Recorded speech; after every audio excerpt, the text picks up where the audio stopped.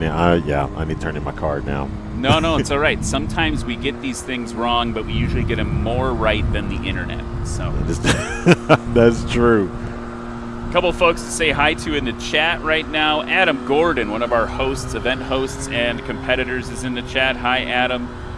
Jim Plaster we talked to before. Got Aggie Pilot there, our buddy Glenn in the chat. What's up, Glenn? Cat Blue Flame, one of our international viewers and STOL guest hosts. Yes. We'll talk about STOL a little bit later today. It's another way you can get involved in National STOL. And Brandon Corn's mom is in the chat. Oh, that's awesome. Becky's in the chat. Becky, so glad to see you watching, cheering on your son there. That is amazing. Yeah, that is absolutely cool.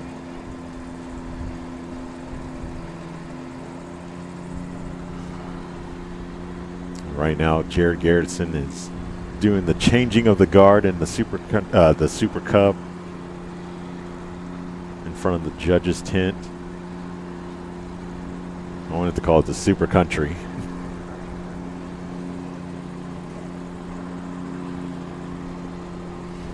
All right, so we're going to get started for our next round.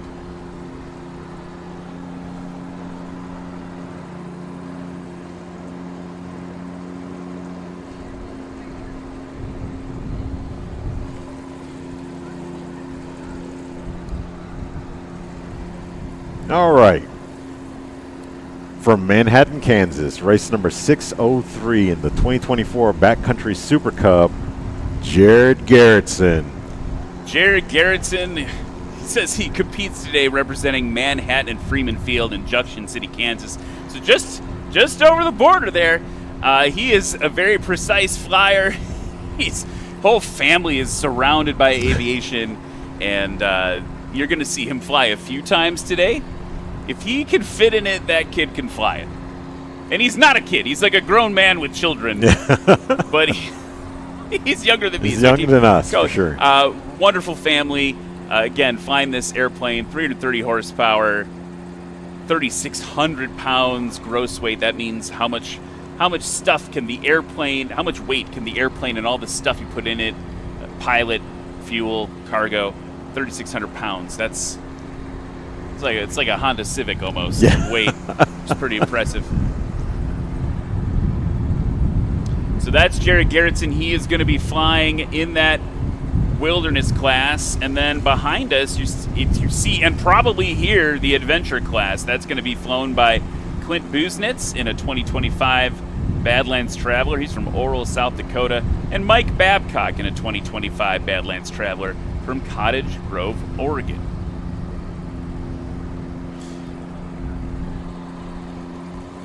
Right.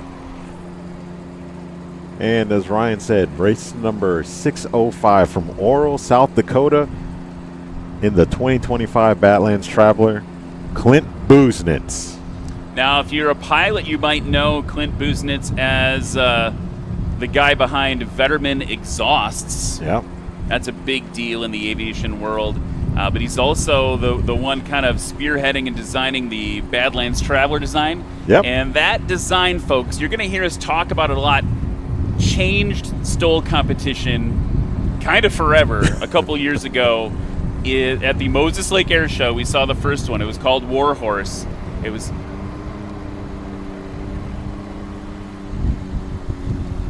So that airplane changed things a lot, and they put a new wing on it. It used to be called the Cessna Cub because you put a Cessna wing on a Piper, Super Cub body. Yep. Now he's got a wing. It's a total bespoke design. There's Clint, folks. Wave and give him a hoot and a holler.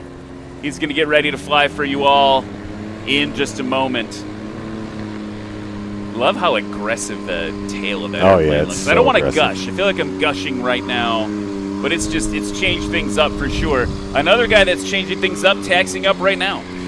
Race number 8 from Cottage Grove, Oregon in the 2025 Badlands Traveler, Mike Babcock.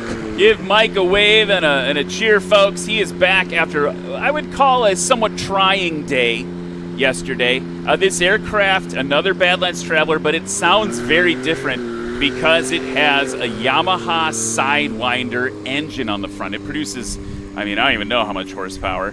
It's got a fly-by-wire throttle assembly running that whole thing. You might recognize the Sidewinder sound and roar from other pilots like Steve Henry. Steve Henry. Yeah. And Dave, our buddy Dave. Yeah. Wow, losing it. I'm so excited about Mike Babcock. Yesterday, Mike did have a challenging day in practice. He did get, I think the words I said was he sent it a little too hard, got a little too high alpha, got a little too slow despite the winds we had. Right. He did drop a wing on landing and touch both wingtips. The aileron, I believe his right wing, was destroyed. It was pretty bent up. Pretty banged up. What's cool about the team that he brings with him is they were able to, because it's experimental, they were able to fabricate a new aileron out of aluminum and the fabric and put a new aileron on the bird, test fly, get it ready for today. That is like Formula One style. That's NASCAR style. Yeah, that's so awesome. He trailers that aircraft across the country, so he's got all of his tools and everything that he needs with him. And we have the green flag, so the flying will be underway momentarily as Clint pulls up to the line. Sidewinder engine, Dennis Rowe. Dennis Rowe. Why was I saying Dave? I was thinking Dave Curley's flying later. Wow, I got my D names screwed up. Okay, we're underway in the adventure class. Woo! Look at that. Just giving it what for, Clint Busnitz. So that airplane, same bones, different heart. Oh, yeah, as Mike Babcock. Different tail as well. I mean, different tail design. Just a little bit. But, yeah, this is the exact same aircraft we just saw just a moment ago, just with a different engine and custom tailor-made for Mike Babcock. All the beans and it's just floating off. That's the problem. And I say it as the problem. That's the problem with power. It's not a problem for Mike. It's a problem for Clint. Yes. That's the problem for Clint. That's a lot of power he's got to fight against. Now, back into the wilderness class. Jared Garetson at the controls of the Backcountry Supercub boss. Yeah, it was last year we saw him flying this aircraft at breakfast, and he was just clowning in it. That was a short one. And he's got enough of a deck angle there. You can see him leaning forward in the cockpit, trying to get his eyes over the nose.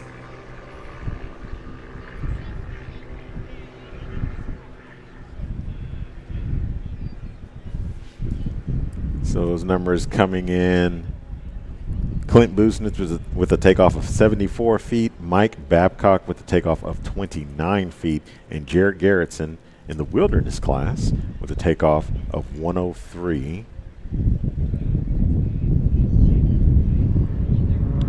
Which is shorter than John McCardle and Brandon Korn's efforts previously in the wilderness class just moments ago. And I want to go back to Clint versus Mike. Yeah. Those numbers. Yeah, 74 and 29. I don't even know what to do with a 29-foot takeoff. That very may be the best takeoff of the day. Like you may have already seen it. Yeah, That's very possible. Absolutely crazy.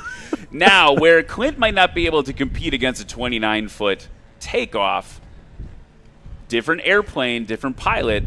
We've seen pilots be able to come back against these high-performing planes on the landing. Look at him just kind of expertly hold it off. And a scratch for Clint Busnitz. So that run will not count, but don't worry, he's got two more. Yep. It looks like we have plenty of wind. So yeah, and we've got, again, that crosswind from the left. You can see Mike Babcock's plane off in the distance there, those big fat tires hanging down. You can see it kind of crabbing into the wind, just like a boat would in the current, right? You're just kind of like pushing the nose towards the wind. Now he's going to start to straighten it out as he descends down. And we'll see if he's as aggressive as he was yesterday. That's what got him in trouble yesterday during practice. He had very, very high deck angle, balancing it all on thrust.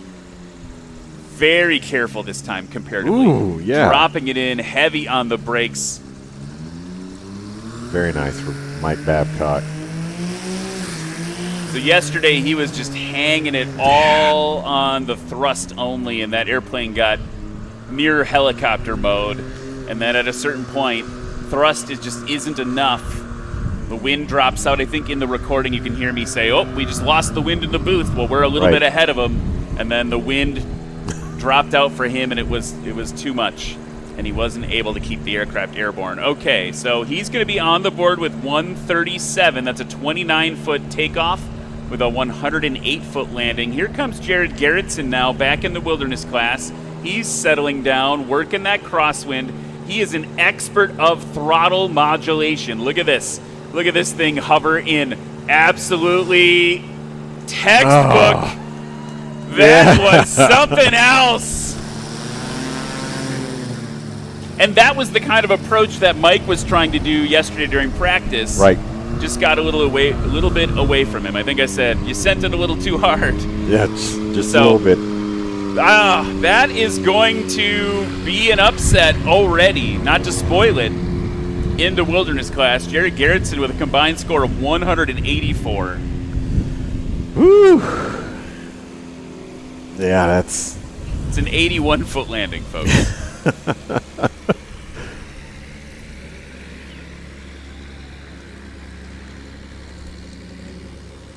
Yeah, I loved how much rudder work he was putting in with that high alpha regime, because I mean the ailerons become not so effective. Yeah, at that point. And that's actually the thing when you're learning to fly. They talk about that a lot, right? When you're that slow on the edge of stalling, let's call it. Right. If you try to correct with the aileron, you're going to just force the stall, right? You have to resist. Quint's just taken off. No big deal. You have to resist the urge to correct the roll, the wing drop with aileron. It's actually going to it's going to work against you. You got to use the rudder there. Okay, Mike Babcock now. By the way, that was a big improvement for Clint Busenit's 61-foot takeoff. So over a 10-foot drop, that's going to count. Yeah. And you can see, I mean, look at the difference in the landing runs. And now Clint landed before the line, but he had a 56-foot landing. Mike Babcock had a 108-foot landing. And that was magic. What you just saw was magic. Yeah, that was insane. That's super wild. I like how he turned the nose into the wind as he needed for that extra wind over the wings. And of course, he didn't need all that power to continue once he was off the ground. He just, pulled it back. No sense in just going full wide open.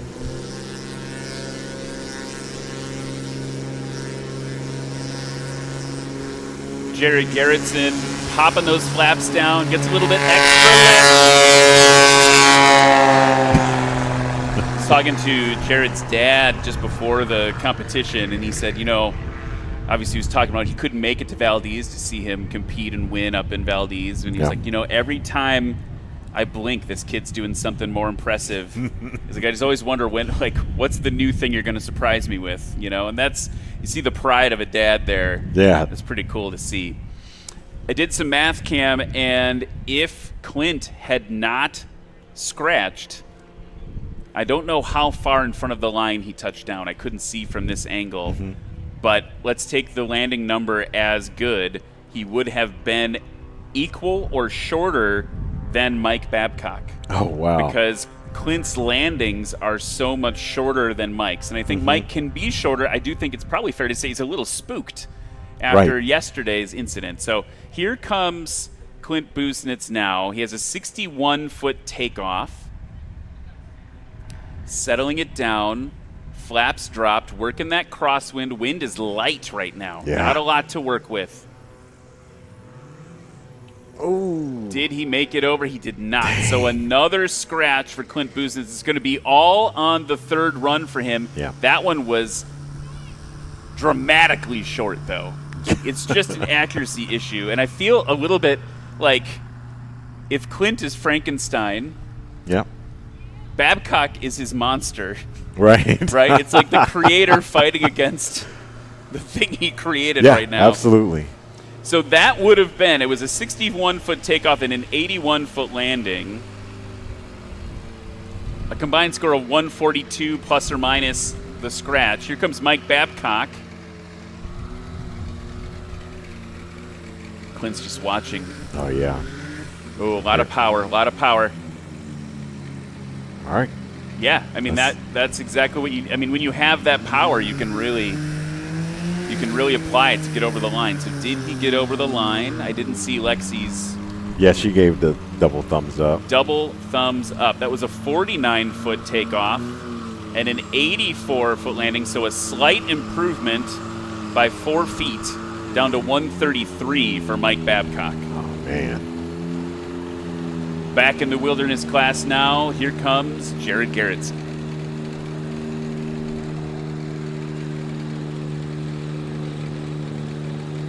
Some more excellent rudder work there from Jared Garetson. Oh, yeah. Poetry in motion.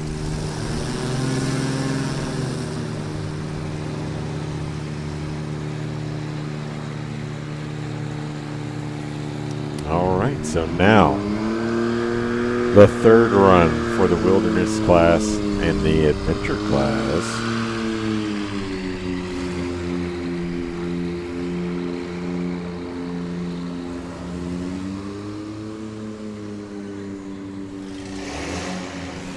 We'll see if Clint can put numbers down Just for gotta- it. Yeah, yeah. just a Just good gotta get landing. it over I mean, the he's got line. he's like you said, he's got it on the landings. Just No, get it over the line. he could take, despite the difference in aircraft power, he could take it still from Babcock if he gets over the line. It's definitely not over yet. He's got to, what do they say when you're learning to fly? You got to aviate, navigate, communicate in that order. Mm-hmm. Like, he's still in the fight. He's got to keep flying this fight.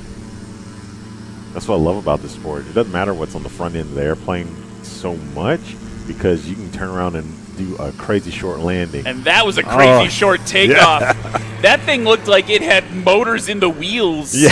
That was it was like catapult launch. That was awesome. Yeah. I feel like every time he takes off, you and I are surprised. We're like, oh, it's already going. It's very quiet compared to the Sidewinder on the front of Babcock's plane. Yeah, that Yamaha Sidewinder 3-cylinder engine from, I guess they use those on snowmobiles.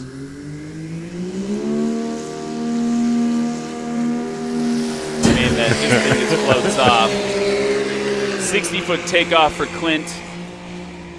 Mike Babcock's, I don't think he's going to beat the 29-foot of the first one, though. He had a little bit more wind at the beginning of the heat. All right, Jared Garetson.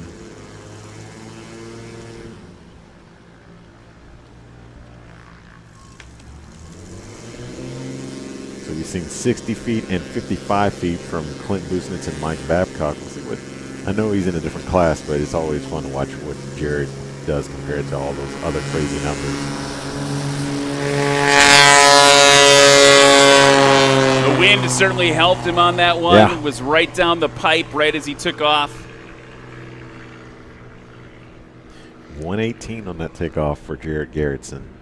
So that is going to be his best takeoff right there on the third run. Mike Babcock with a 55-foot takeoff and Clint Busnitz with a 60-foot takeoff. So Clint's got his best takeoff. Mike's got his longest takeoff of the heat. And Clint now low into your right. While he comes in, folks, I want to take a minute to thank our friends over at Lift Aviation for all of their support.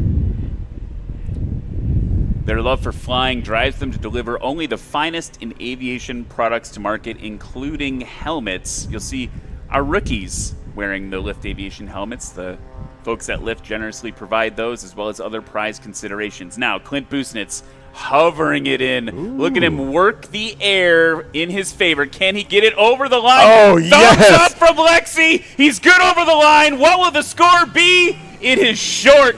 Oh, it is short. I'm holding my breath.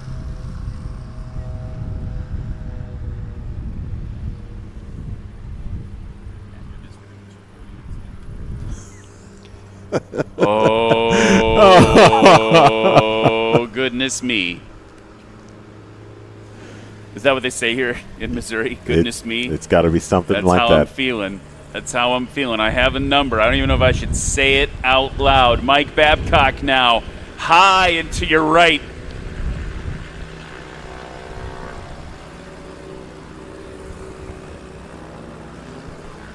Holding it off.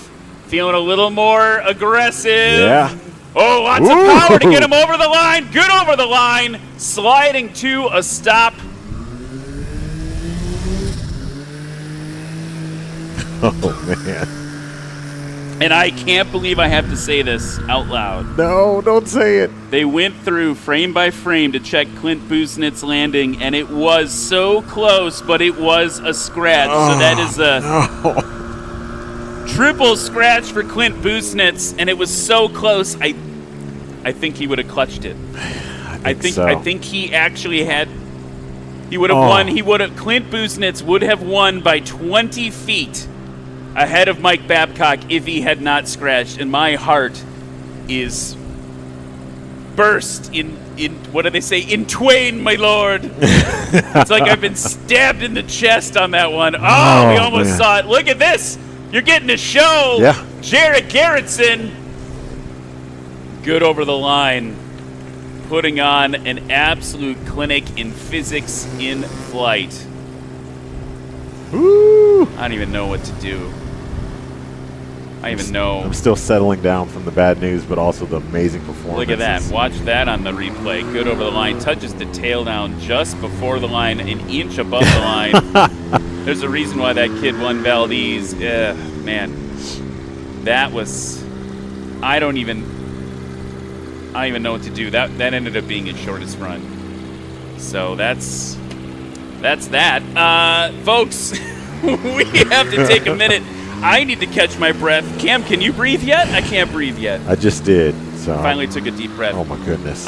We need to take a short break, and we will be right back with the conclusion of the Wilderness and the Adventure classes here, Pony Express STOL 2026.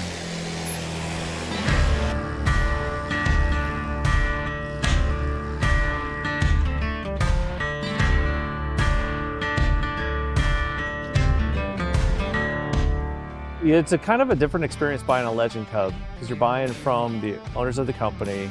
You're going to meet everybody that's going to work with you ahead of time. They're experts at every little facet of it. You pretty much can do as much of the aircraft as you're capable, and they'll kind of hold your hand through the rest of it. So I couldn't recommend it higher than truly a wonderful experience. You show up and you watch how all the fuselages are all TIG welded, and their processes are second to none. They build by far the nicest airplane, lightest componentry, great styling. Ron, their painter, is spectacular. It's not like any other buying experience. You are truly buying into a family. A lot of longtime employees. I'm friends with a lot of the guys that helped build my airplane. Legend Cub owners typically buy an airplane and never sell that airplane. You won't find very many of them used for sale on the market. I think you get a slightly different owner with a Legend Cub. It's not just an airplane to them. It's a piece of art. It's a piece of them. It's custom designed and built for them. Any option you want is available. Hard to get much better than this.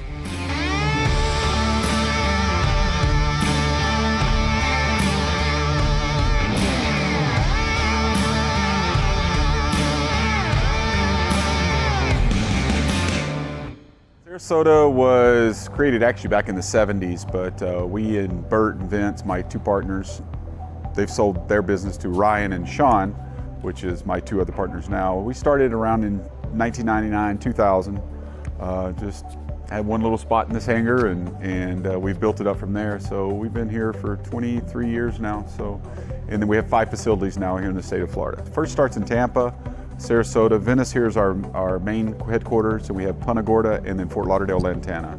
Then we have partners in Brazil, South Africa, Greece, Tullahoma, Tennessee, all over the world. We're the largest Garmin dealer in the world. So that's probably what we've been known for. So we do more installs on aircraft, general aviation, anything really under 10,000 pounds than anybody else in the world. So, and we've been that for quite a few years now. So.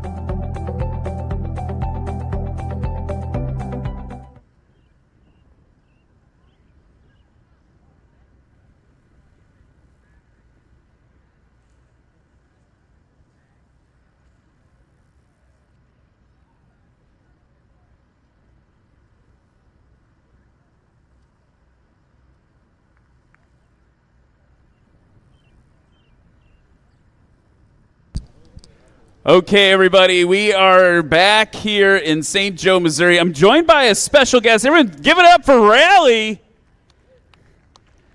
I want to warn you, Rally is a hugger, but it's really good hugs. Really good hugs from Rally over there. He's going to help me out here. Okay, I want to give a big round of applause. We're only 2 classes into the day, and we've already shown you the best of STOL flying you're ever going to see anywhere in the country. Give it up for the Wilderness and Adventure class pilots, folks.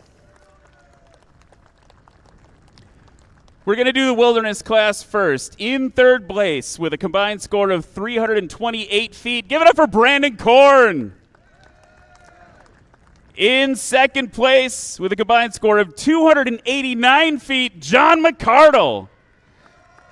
John, by the way, I just want to point out, you were wrenching on your plane all day yesterday to get it here, and you made it. So that's an extra round of applause for John McCardle, folks. He just said it's his first landing in 6 weeks. Not bad, right?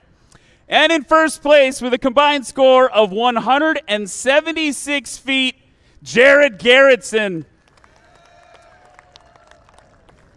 Jared, he's waving at the drone up there. Jared, I heard one of the guys say to you, you're braver on slats than they are. What did you say back? I'll just spend hundreds of hours practicing on them. So, and we're going to see you fly a little bit later today. Are you going to actually try to compete in every class this season? We'll see what I can put together this season. I don't know. See if anyone's willing to lend you their airplane after what you're doing today. All right, everyone, again, Jared Garetson in the Wilderness class. And over in the Adventure class, and oh boy, Rally, what did you think of that, the Adventure class? It was something else, right? Okay, here we go. This is a hard one for me.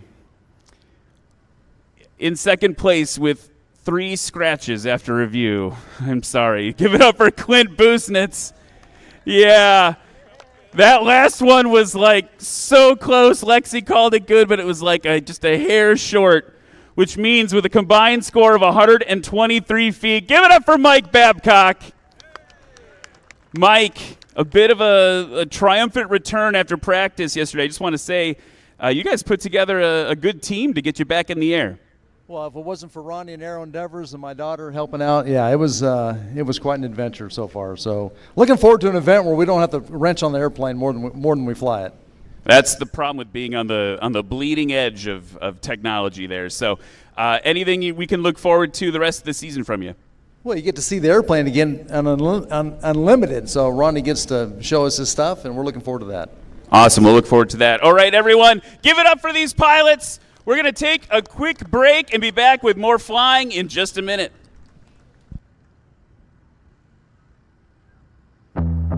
What's up, Av Geeks and STOL Freaks? Welcome to Lone Star STOL here in beautiful Sulphur Springs, Texas. It's Luke's for everybody, 2019 American Legend Aircraft Wag.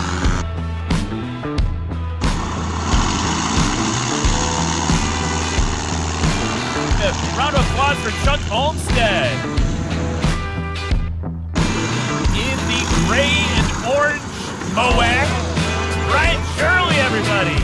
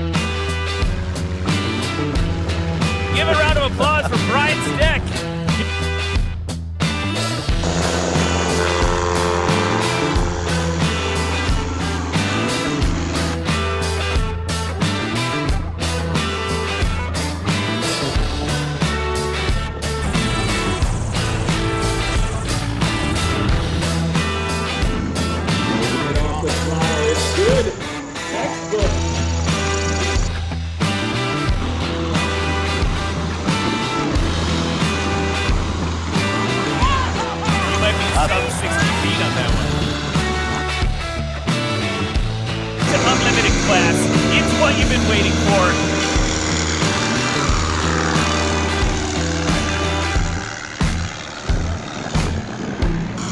That's right, the beast mode coax, Colin Kaniva.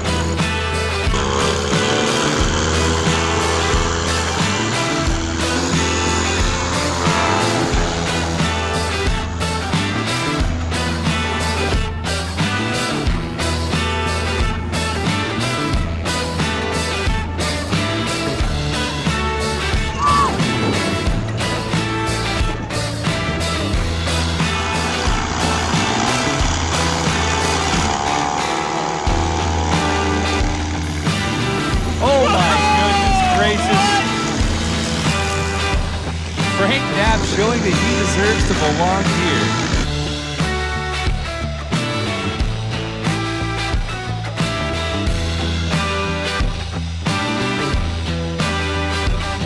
Whoa, that was legendary. And welcome back to Pony Express STOL, National STOL 2026. Ryan, it has been already exciting. We've already seen some stupid, dumb numbers. Stupid dumb. I mean, can I say it yet? Yeah. Bonkers. Yeah, it was bonkers. Oh, my goodness. Yeah, I don't know how to. I didn't even know how to process it. I mean, I just want to give a shout out to Clint Busnitz. Right? Absolutely. Like, that was an incredible showing. And I walked up to him, and he was, afterwards, he's all smiles. He's like, oh, man, that close, right? Like, I almost had him. Like, such sportsmanship and camaraderie there to be like, man, we were, like, instead of being upset, right? Just, like, being like, man, that was cool. That was cool to put on a tight race like that, and that was really cool. Check out the scores. We got the, in the wilderness class, we've got... let's see here, Brandon Korn in third place with a combined score of 328. John McCardle with 289. And first place, again, as a recap, going to Jerry Garetson with a combined score of 176. And then heartbreak for Busnitz. Oh, man. The triple scratch. The adventure class. In second place, Clint Busnitz with the triple scratch, so no score. And then in first place, with a score of 123 feet combined, Mike Babcock. So, I mean, a lot of great stories there with the way that all wrapped up. I think, you know, the competitiveness there between the two of them, but also just the effort of everyone getting Babcock back in the air today. Over in the vintage Cub class today, you're going to see Justin Coletti flying a 1941 Piper J3, flew in from Topeka, Kansas. And in the Cub class, it's dense. It's dense. Yeah, we got a lot of planes. That's coming up next. You're going to see Warren Bergen and Nichols, Kevin Johnson, Nick Ardillo, and Keith Lang. But right behind us, we have the rookie class as well. Yeah, we've got that Wag Aero 2+2. We found out it was called the Chubby Cubby. Yeah, the yesterday. Chubby Cubby. Yeah, based on, it was the Cub Special, right? Yes. And so that's Casey Rush in that 1986 Wag Aero 2+2 from Troy, Kansas. Caleb Hill's also in from Kansas, from Hiawatha, Kansas. 2012 CubCrafters Carbon Cub SS. Very different airplanes. Yeah. Old boy, new boy. BOI. That's how the kids spell it now. So we're going to see some rookies fly, and then you'll have the Cub class and the Vintage Club, of course. So this first class here. From Troy, Kansas, race number 224 in the 1986 Wag Aero 2+2, otherwise known as the Chubby Cubby, Casey Rush. I like that name. That's a good name for a rookie. We found out yesterday that this plane, if you look up the Chubby Cubby, if you look up the Wag Aero 2+2 on Wikipedia, this is the plane that shows up. It is the quintessential copy. We were like, wait a minute, was this plane built in Canada? Because look at the tail. Right. It's got a little bit of a little hint of maple leaf, and it is, in fact, the Canadian one. So Casey put on a good showing yesterday during practice. This plane 26-inch tires there. Look a little bit smaller than that. Yeah. It's got a Lycoming 0320 in the front. We'll check our data on the fatness of the fat tires. But either way, put on a good show yesterday in the Wag Aero 2+2. All right, from Hiawatha, Kansas, in the excuse me. Actually, we're going to go to the. So this is Justin Coletti, folks, in a 1941 Piper J3, all the way from Topeka, Kansas. There we go. And in a J3, he can definitely hear you. Give him a round of applause. That's a C85 power. It's 85 horsepower on the airplane. It's one of the pre-World War II aircraft you're going to see flying today. No flaps, just lift, a little bit of lift and a little bit of engine. All right. Now from Hiawatha, Kansas, in the 2012 Carbon Cub SS, race number 5, Caleb Hill. Caleb Hill is going to put on a show for you today in the rookie class. Those are big old 35-inch tires. Otherwise, that airplane is bone stock, right from the factory. Probably a little bit of building and modifying there.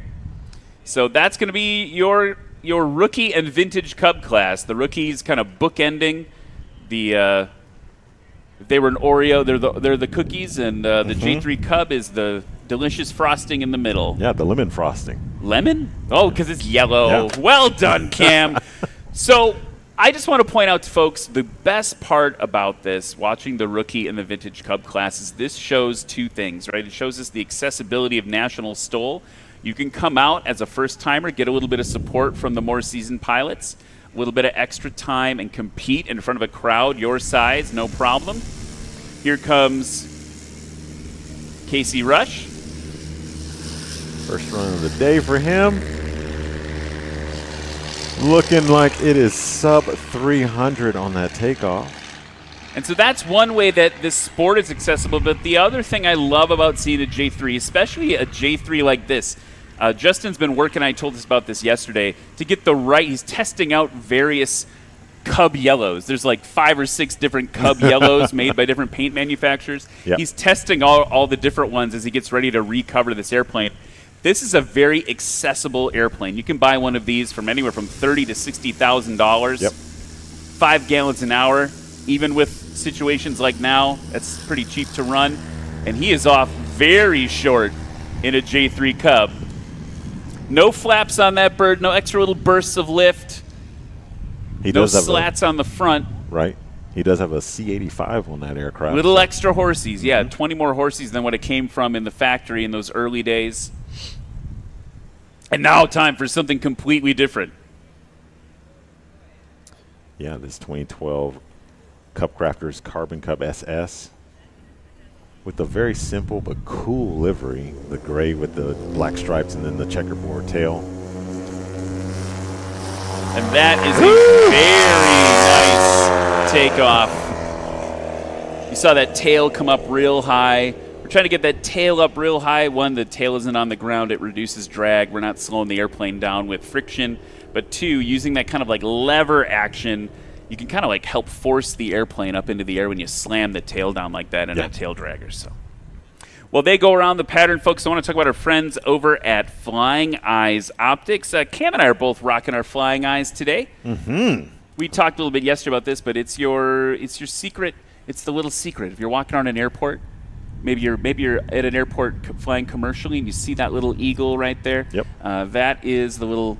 It's a little secret. Hey, you pilot? Yeah, how'd you know? Yeah, it's my Flying Eyes. The big reason that we like Flying Eyes as pilots is they come in right under your headset, right? So mine in particular are the Luzons, and they go in right under there and keep the seal of my ear piece.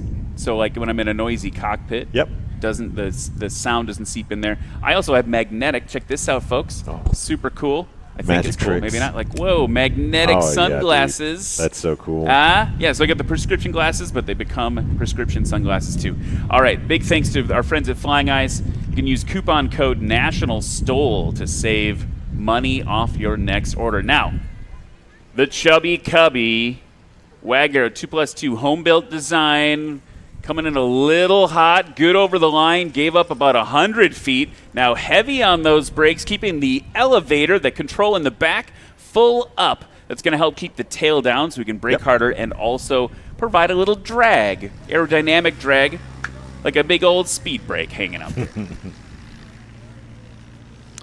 So Casey Rush had a takeoff of 254 feet. We'll see what his combined total is in just a moment, while Justin Coletti is on final in the J3 Cub.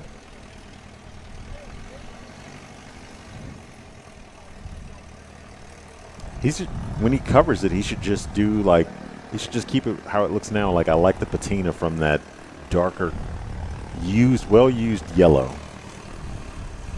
Sun-kissed. Absolutely. To say the least. Yeah, you can see he recovered the tail, trying that out, that shade out. Mm-hmm. And I think for me, if we were going to put ourselves in this debate, I think I like the more orange, the Cub yellow that leans slightly orange. Yep. I agree. So Casey Rush, combined total of 600 feet. He had a 254-foot takeoff and a 346-foot landing. Justin Coletti, 211 feet on his takeoff, 199 on his landing for a combined total of 410. Mostly a crosswind for the rookies to work with right now. Way well over the line, dropping it in like it's hot. Heavy on the brakes. And you can see the rookies always have to learn that modulation, right? And where I think where you hear our voices climb in pitch is when on braking the tail starts going up above the main wings a little bit. We're like, here it comes. But well managed and well controlled there on the rollout. Yeah, if you look at Justin while he's taxiing right now, he's looking out both sides of the cowling. He's got his doors down, but he's looking on the other sides of the cowling because he cannot see over in front of him. So he's kind of having to do the S-turn and look around the corner. Yeah, and the Piper Cub, I think it's basically a perfect airplane. I don't think there's anything I would change about it except this one thing. Oh, that sounded like a viral TikTok video. Yeah.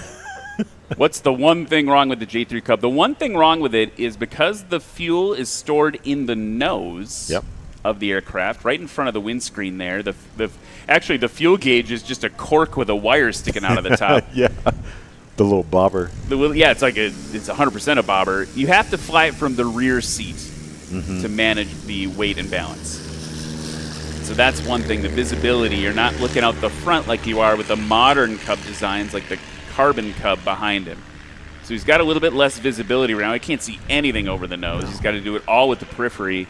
That also on landing, right? As you go into landing and your nose is coming up, you can't see anything forward. You're doing that fully off of I'm sitting here pantomiming like sparkles next to my head, but you're doing it off of that peripheral vision in a J3 Cub. Okay, he's on the roll now, working that right rudder, keeping her straight down the runway, pulling, I think, a little early this time.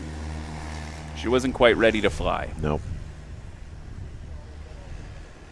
Still working with somewhat of a crosswind.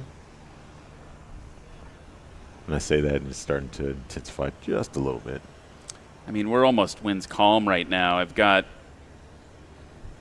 the latest reading on the weather station just a few seconds ago is 5 miles an hour, but I don't even know if we're feeling that much here in the booth.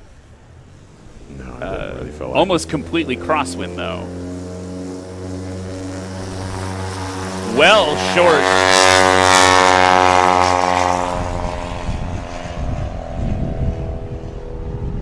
Caleb Hill, I don't think he'll be able to compete in rookie much longer. If you win the rookie class, you're not allowed to compete in it anymore.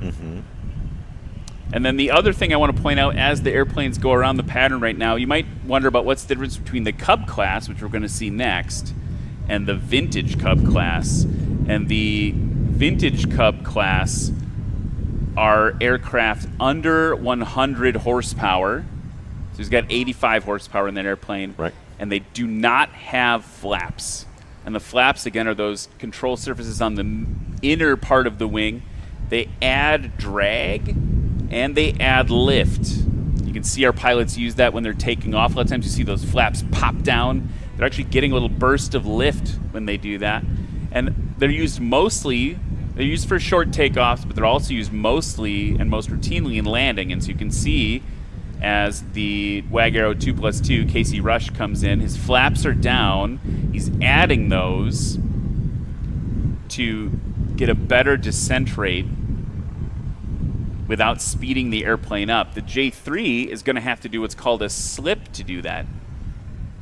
Got to cross control the airplane to control your descent rate. Here's Casey Rush now, good over the line, giving up about maybe 100 to 125 feet. So he's just got to dial it in. Like, these are really, like, once he touches down, these are really nice and short landings. He's just got to get it closer to the line. Right. So now, and you don't have flaps in your Champ either. Nope, no flaps. Have to use the fuselage as the flaps by slipping. And so watch how Justin Coletti is doing this. He's, of course, working the crosswind, but if he needs to descend more, he can also slip it. Doesn't look like he needs to. He's going to pull the throttle back, work that crosswind, good over the line, and that was quite gently done. Yeah. That's a nice floaty downy. That's the technical term. You heard it from Cam first, the floaty downy. Good floaty downy by Coletti here at Pony Express STOL. Now, base to final, to your right, Caleb Hill in that modern interpretation of the Cub. It's really the modern interpretation of the Super Cub. Right.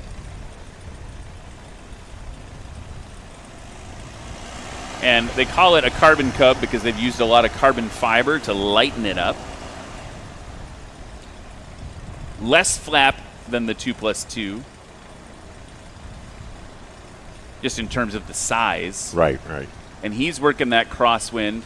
Actually, fairly challenging conditions for a rookie today. Straighten it out, plopping it down, and finding the balance with those brakes. Well done. Yeah. Absolutely well done there by Caleb Hill. Combined scores, just to catch you up a little bit here, we've got a combined score of 575 on that run by Casey Rush in the Wag Aero 2+2. Justin Coletti's best run was his first one, combined score of 410. Caleb Hill out in front in the rookie class, the combined score of 303.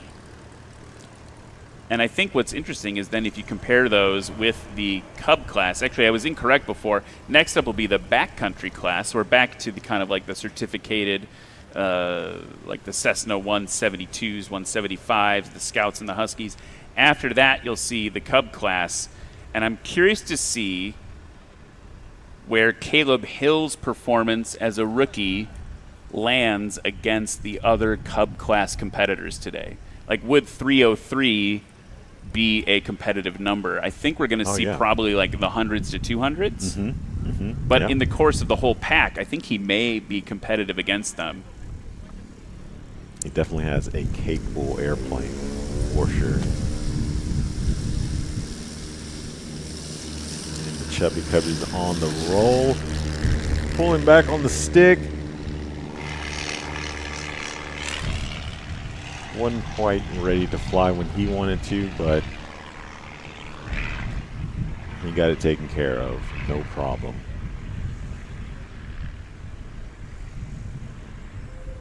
Wind's a direct crosswind right now for our pilots.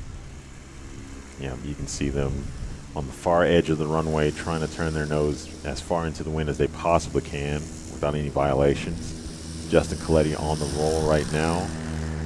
Pulled just a little early, but man, he's working that J3. I'm really impressed with it. I mean, I've had very short landings in a J3. You get a nice stiff wind like we had yesterday, and you can really, I mean, and actually, props to Coletti on that. Like yesterday, he was really using the wind to his advantage. Yeah.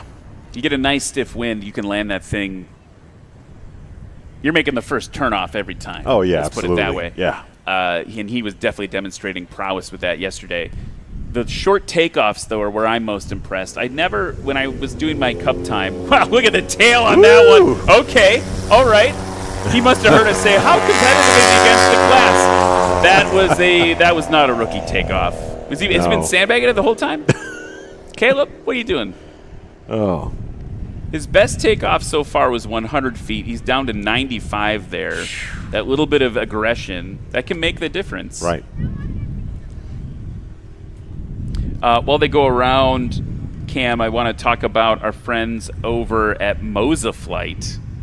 And this is something you have a little bit of experience with. Moza Flight, they are a sponsor of National STOL, but they're also a sponsor of National STOL, which is our series within Microsoft Flight Simulator. And so Moza, they create force feedback yokes and sticks that simulate air resistance, turbulence, and G-forces. Helps you feel like you're flying a real airplane if you're like me, and not to be the cliche, in my basement, flying Flight Simulator. It's rare in flight sim gear that you can get that without spending a ton of money, and Moza Flight does that, makes it more accessible. We've got just a few seconds here before the Chubby Cubby comes around the bend, but eSTOL, I don't know if you could give a quick elevator pitch to folks about eSTOL and the work that you guys are doing on that side of the National STOL coin. Right. So if you're watching what you're seeing right now and you're enjoying it and you want to be a part of it, you can actually go to nationalstol.com/chat or go to nationalstol.com and hit the chat in the top right-hand corner, and it will take you to Discord where you can get connected with all of us on the National eSTOL side, where you can do this exact same competition but inside of Microsoft Flight Simulator. Better on the line from an accuracy perspective. I didn't see if it was a scratch or not, but definitely, I mean, look how much shorter it was. It was a scratch, but I say better to have loved and lost than never have loved at all. Right. I agree. All right, Justin Coletti. Working the J3 with this crosswind. Yeah, he's really working it right now. He's good over the line, dropping it down. The suspension on that airplane, folks, is just bungee cord. Like, I'm being serious. It's aviation bungee cord, so it's like $5,000 an inch, but it's bungee cord. That's all it is. Couple cool comments to go to in the chat here. RTJ Sim saying, vintage Cub class, my favorite class of them all, criminally underrepresented. I 100% agree. Yes.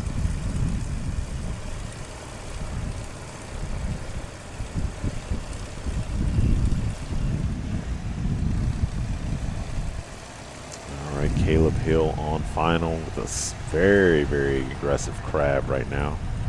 And evening out.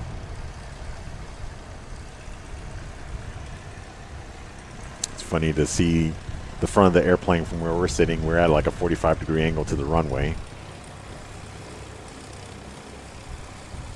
And he gets it over the line great. Love watching him standing on the tail. Kind of. Yeah. It just gets the blood flowing. It gets the blood flowing.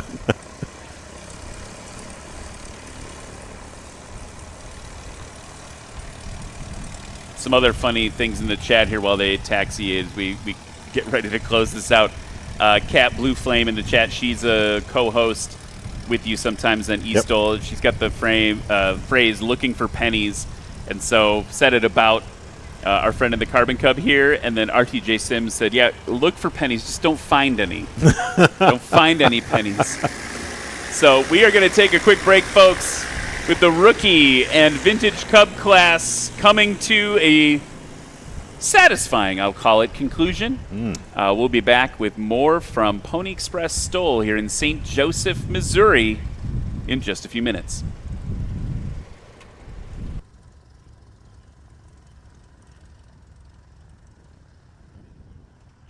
Sarasota was created actually back in the 70s, but we and Bert and Vince, my two partners, they've sold their business to Ryan and Sean, which is my two other partners now. We started around in 1999, 2000. Just had one little spot in this hangar, and we've built it up from there. So we've been here for 23 years now. So, and then we have 5 facilities now here in the state of Florida. First starts in Tampa, Sarasota. Venice here is our main headquarters, and we have Punta Gorda and then Fort Lauderdale, Lantana. Then we have partners in Brazil, South Africa, Greece, Tullahoma, Tennessee, all over the world. We're the largest Garmin dealer in the world.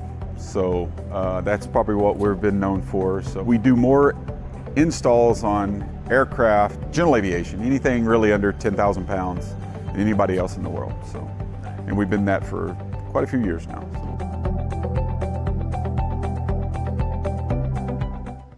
Basically, every time I do an install, I go in and I download all of the latest manuals to make sure that everything's interconnected correctly. We don't miss anything. We don't miss any on-off switches, any warning lights.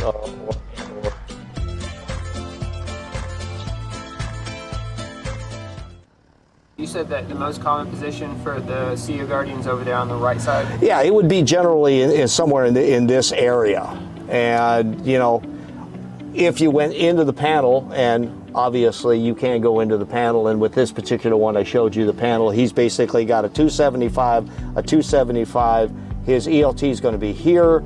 You've got USB charging port and programming port, which will be tied into these, is going to be here. Then you've got Bose, your 2 audio jacks here, and this particular prop de-ice one is going to end up in this here. You can build something off of this flange, which you could put the CEO Guardian here. You could mount it to the top or the bottom of the glove box. Or if you're going to do a panel mount, you've got the mount holes, and I think there's 7, 9 holes that you actually go through the panel, and basically I would cut those.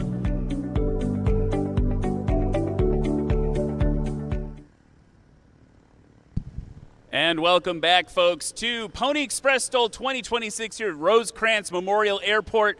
And I need a big round of applause for the rookie class right here. Doing it for the first time. Who's scared? Not these guys. And then, of course, the vintage Cub class, which we heard was criminally underrepresented, and I agree with that. Let's actually start there. Justin Coletti in the vintage Cub class with a combined score of 410. That is short in a J3. I got to ask you, why do you love the J3, and why should everybody own one? Because it's the quintessential stick and rudder. You can't fly any of the big birds unless you learn to fly the little ones, and if you can fly it well, then you can fly anything else. Well, great flying today. Let's hear it for Justin Coletti, everybody.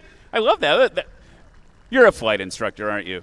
Maybe. Yeah, that was a very flight instructor answer. All right, and over in the rookie class, folks, in second place with a combined score of 5. What is Rally doing back there riding a scooter? You guys got a great mascot here locally. Sorry, I digress. In second place with a combined score of 575, let's hear for Casey Rush. And in first place with a combined score of 287, which means that he is rookie no more, Caleb Hill. And I'm going to awkwardly stand in front of you here. Caleb, just talk to me a little bit about what it was like out there today, your first time out. Yeah, we sure had a little bit of a crosswind there. Things were a little dicey on short approach, but you know, just dial in that throttle a little bit and keep a little bit of distance between you and the ground and let her drop her in. So. Well, it was a great showing, and I got to ask you one follow-up question. Will you be back? Absolutely. All right, let's hear it for the rookies in the Vintage Cub class. We'll be back with more STOL action in just a few minutes.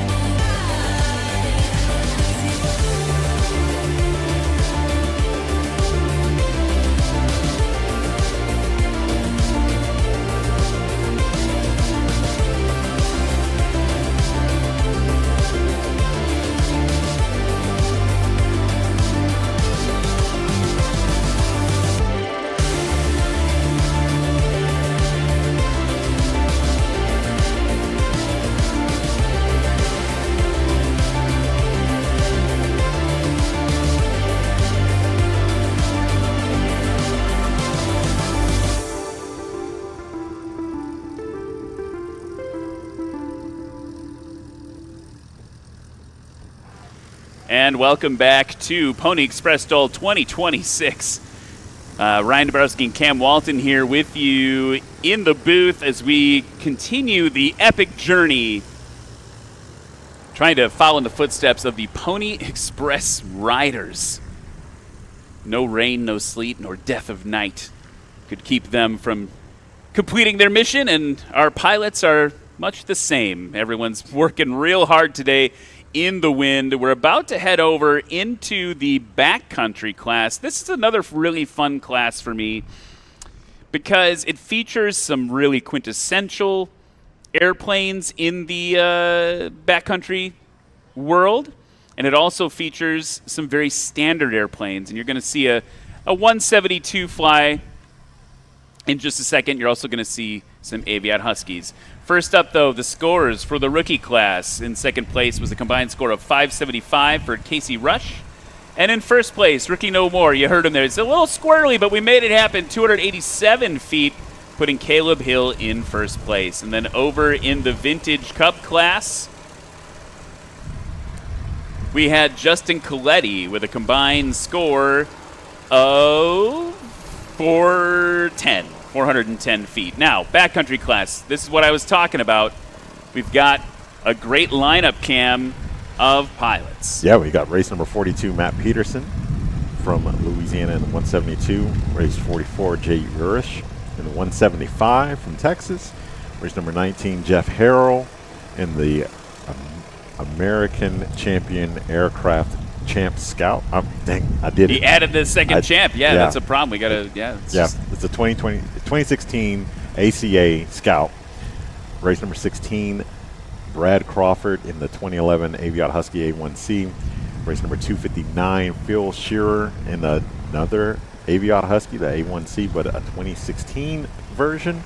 Race number 17, Jerry Clemens, also in an Aviat Husky from Kansas. And that's all she wrote. All So right. you got two heats of the backcountry class. And what I love about this is, like, I fly a Cessna 172. It's actually parked over there behind us. Mine is not a tail dragger. This one, you can see Matt Peterson on the screen right now. Oh, man. People get so worked up online about it.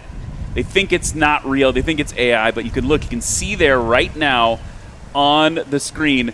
You can see where the main gear used to be and where they are now. It's a conversion, and so you could fly a nose wheel 172 as well. Yeah, see, we're zooming in there. That's where they combine right by the strut there. And if we pan to the right camera person just a little bit, you'll see where they used to be as he taxis forward, actually. See that little, like, hole there? That's where they used to come into. All right, let's get these pilots introduced to you. all right, from Ethel, Louisiana in a 1957 Cessna 172 tailwheel conversion, race number 42, Matthew Peterson. That's right. Let's give it up for the Colonel.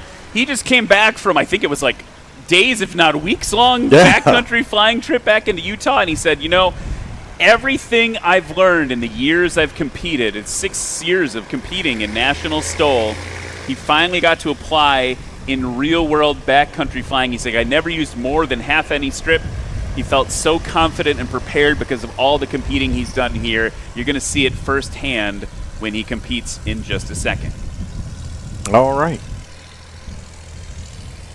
From McKinney, Texas, race number 44 in the 1962 Cessna 175, Jay Urish.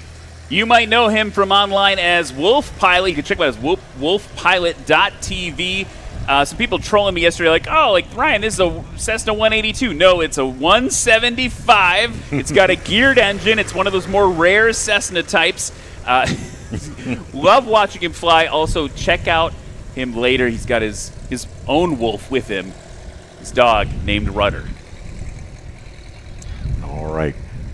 From Oak Grove, Louisiana, in the 2016 ACA Scout, race number 19, Jeff Harrell. Yeah, that a boy, Jeff. And so this is interesting. Like, we talked about the Champ. It's the Champ Scout. It's the American Champion Aircraft Scout. It's based, though, on that original Champ design. It also has roots, American Champion Aircraft with the Citabria, right? Like, that was a one of the companies that was part of that lineage. You can get this same basic airframe to do backcountry stuff. You can get this airframe with a little modifications to do flippy floppy loopy doopy stuff. Yeah. Upside down, what my daughters call it, like upside down whoopsie doopsies. That's you can do that in one of those American Champion aircraft planes. This one though is more about the backcountry thing, and you're going to see Jeff fly. He's got ag aviation. That's his day job.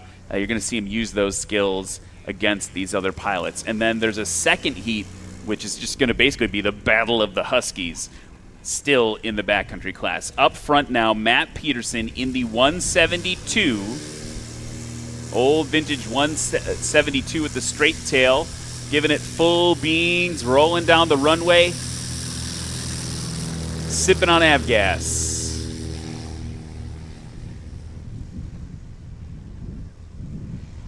Off a little bit longer than I think he would have liked, pulled back, not ready to fly quite yet. Definitely still a direct crosswind. Our pilot's not getting any help from Mother Nature today. A little wind on the nose goes a long way. So let's talk about that, right? Like, you get wind on the nose, the airplane, the indicated airspeed is going to be higher than the ground speed. Right. The wind helps the airplane take off sooner because there's more lift on the wing from the wind. That's why an aircraft carrier turns into the wind when it launches its aircraft. Wolf pilot. Pulling and not ready to fly either. There we go, jumping off the taxiway ramp. Little squirrely there, but he's got it recovered, and he is off and okay. And I wonder actually if he had maybe even a little bit of a tailwind. Yeah. Those feather flags out in front of us are looking a little...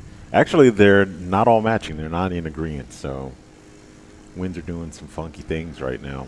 Wolf pilot using that. That was like the British aircraft carriers with the little ramp. Yeah. All right, Jeff Harrell in the Scout. Off quite short. No issue for the Scout. While they're flying around the pattern, we want to talk about one of our friends at Wag Aero. They're the red wheel and brake people. You're going to see those red wheels and brakes throughout competition today.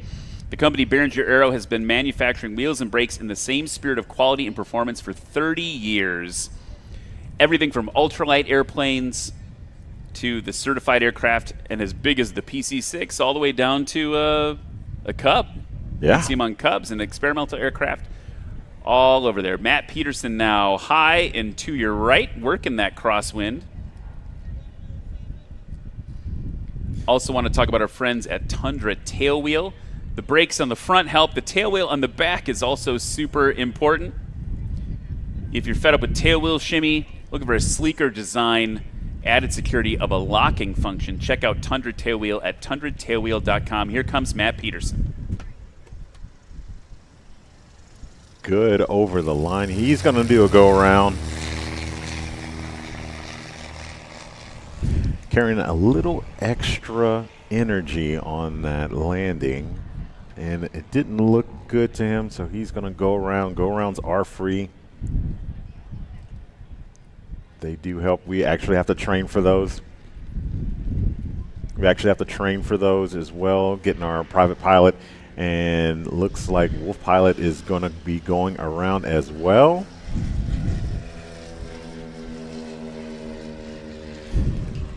This is all great aviating because you do have to train for this, like I said just a moment ago. And not enough pilots train for that often. So good to see some go-arounds being used as Jeff Harrell is coming around the bend. Base final. To see his flaps deploy. He's got a notch of them in right now, and his wig-wag lights going. We're going to see that nose come up just a little bit more, and then he's going to start modulating the throttle to arrest his descent to the line and hopefully not scratch. Hold it off, Jeff. Good over the line. He's going to start using those brakes. Nice and stop. Didn't even let the tail wheel hit.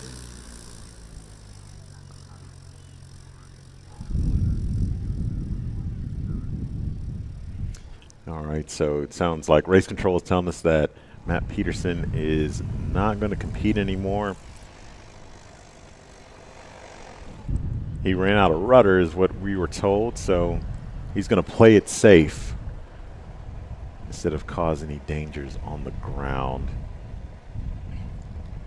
Jay Urish, he is coming around. We're seeing him in the back. He's on downwind right now as Matt Peterson gets set up for his landing. But Jay is going to continue with the competition as he's turning downwind to left base.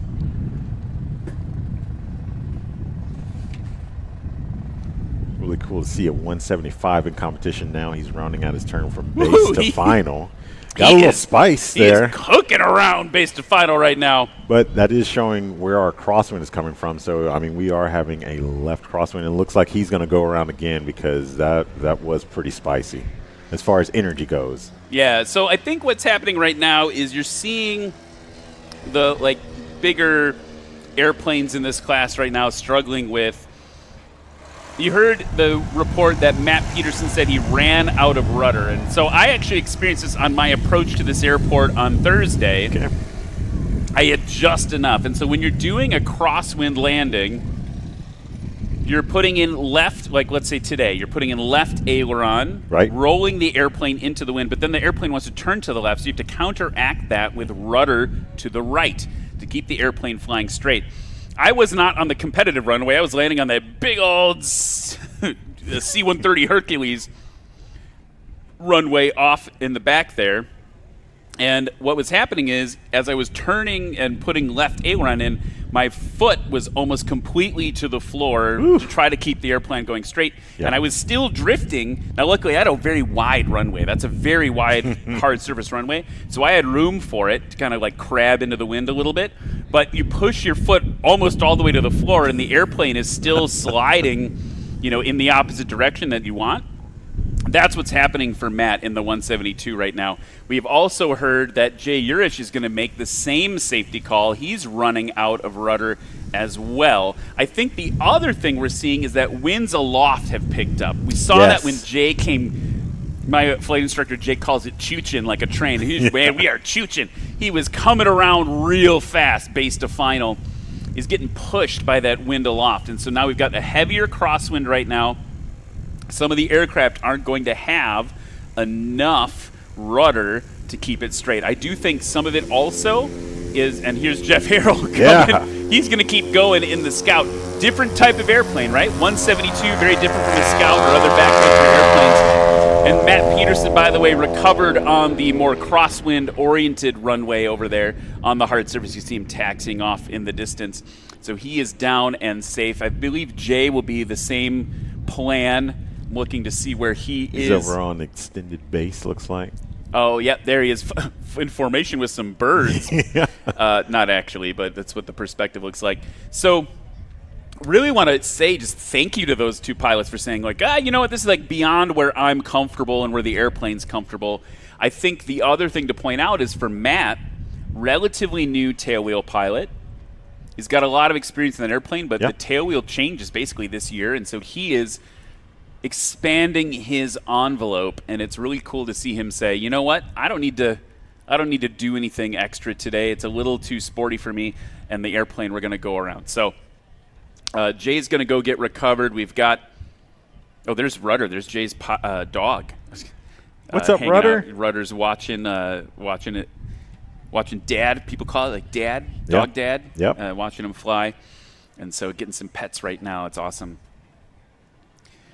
While we get this stuff sorted out here, folks, and again, just applaud the pilots for their professionalism in making sure that they keep everything moving right and making the safe decision. I want to talk about our friends over at Red Tag Art.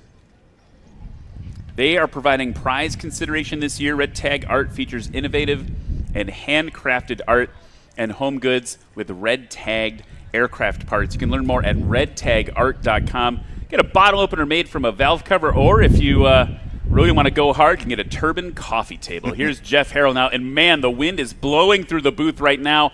Look at him work through that wind. Holding it off. Good over the line for Jeff Harrell. Yeah. Ever the showman holding it on the wheels like that. And I think there's a little bit of aircraft pride here, too. I think Jeff wants to show the Huskies what they're up against in the next heat. I tend to agree. Yeah, I don't know if you saw while he was on base final, he put in a decent slip there, even with his flaps in. So you can definitely tell that he was chooching on base final. So yeah, coming around the bend there, really cooking. And that's always a fun maneuver. It's something that as a Cessna pilot I always get a little excited to do for people. It's like, I actually had this on the way here at little fuel stop, and I came in a little high. I didn't manage my altitude quite right, and we had full flaps. I was like, wow, we're still quite high. Now let's put a boot full of rudder, a little cross control on the aileron, and slip down under full flaps. And it's always a little bit of I feel like that's a Cub pilot thing. You're trained in Cubs or Champs. Yep. You're like, I'm going to slip this thing with full flaps. Some Cessna pilots are scared of that. Some are. I lived to see another day. Jeff Harrell now on the roll.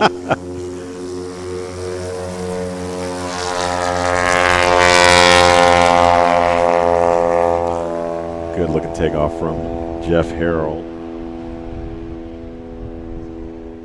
So on his last landing, 129 paired with a 150-foot takeoff. So combined total of 279 right now.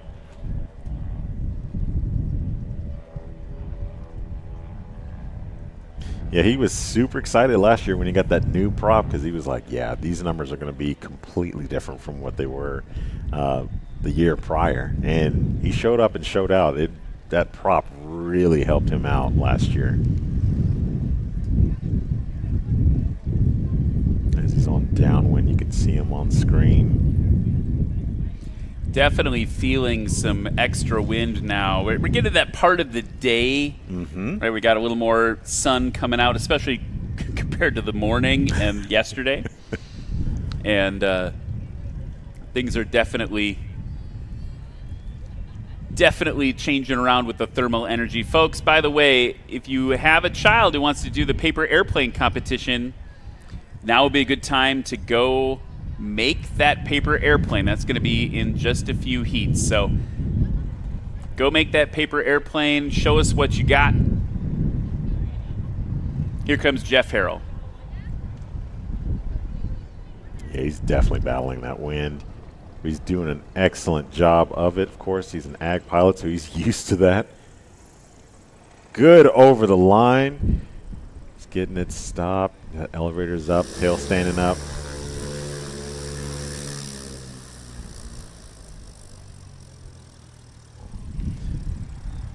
A great exhibit of crosswind procedures on landing from Jeff Harrell. So his last takeoff, 156 feet, paired with 129 again. So he's very consistent on his landings.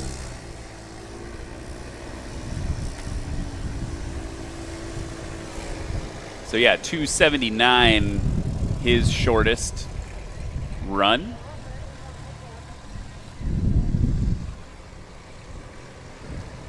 And we got our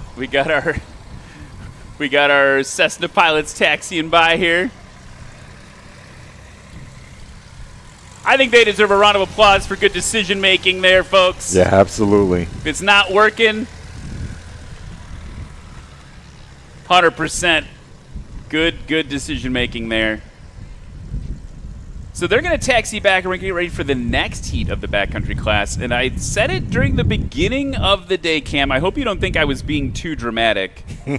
But we have, I think, probably 3 of the top 5 Husky pilots in the country.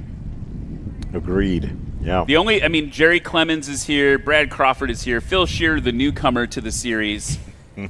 We're missing Austin Clemens. Yes. He's a threat if there ever was one competitively. But between the 3 of them in this Echo heat, backcountry second heat, you're going to see some really, really great flying. And after this Echo Heat, after these Huskies fly, is when we'll be doing the paper airplane competition. And I think the kids are going to have a little help from Mother Nature with this wind. Oh, my goodness, yeah. For distance, absolutely. So make sure you're doing all your Google research and YouTubing for those super cool, super far-flying paper airplane designs. Yeah, see what you can do with it. While we get ready for the next class, folks, we got to talk about one of our sponsors here, our friends at Legend Aircraft. We're going to be at their factory at the end of the season. You've seen them on YouTube. Mr. Trent Palmer. Oh, yeah. Flying a Legend Nomad, the brand new design with the Rotax up front. You've seen him on the competitive circuit. Brian Steck in the MOAC, the mother of all Cubs. He's got a custom one called High Strung. And if you're looking for the most coveted American manufactured sport aircraft, a modern legend, it's the pedigree of the J3 that you just saw earlier, of the Super Cubs you're going to see a little bit later. It's combining all of those best qualities from the past with modern enhancements, like that brand new Rotax engine. Yes. American Legend Aircraft Company has engineered in all the safety, comfort, and convenience into an aircraft that is possible. Learn more at legend.aero. Levi Nogues, too, also in the circuit, flying a Legend aircraft. Absolutely. Legend Aircraft's not your grandfather's Cubs. So check them out, legend.aero. All right, from Hot Springs, Arkansas, in the 2011 Aviat Husky A1C, race number 16, Brad Crawford. Brad is, if nothing else, an absolute showman at the controls. I love the snarling Husky on the tail there, but really, I mean, watch the way he flies. It's very precise. There's not a lot of fear-based decision-making in his flying. It's very meticulous. Yeah, give him a round of applause, folks, as he waves to you from the cockpit of that Husky. This is an airplane that he has wrenched on over and over. There we go. That's the Brad I know and love. Just a little flying around with the tail up. That's actually a pretty important skill in the backcountry in case you lose a tail wheel. Next up, from Tavares, America's Seaplane City, Florida, in the 2016 Aviat A1C Husky, race number 259, Phil Shearer. Phil has been flying since December of 2024. Actually learned to fly in a Husky. He's logged 500 hours split between float and wheel flying. That's pretty cool. He's got a lot of float time there. He's the current Seaplane-a-Palooza spot landing champion. All right, and run out the class from Wichita, Kansas, in the Aviat Husky as well. Race number 17, Jerry Clemens. Jerry is, man, if you want to have a good time, hang out with Jerry. We've really enjoyed getting to know him on the circuit over the last years. We're going to talk about what other support he provides to the series, but right now I'll just say, watch the way he flies this Husky. It's got a little bit of a party trick, but it's not a silver bullet. That's all I'll say about it right now. If you've never seen Jerry fly before, if you're new to National STOL, there's a little bit of a secret weapon in that plane. I'll just leave it at that. And we're green flagged, ready to go. Brad Crawford, poised to launch. The Husky dogfight. Quite literally. Fights on.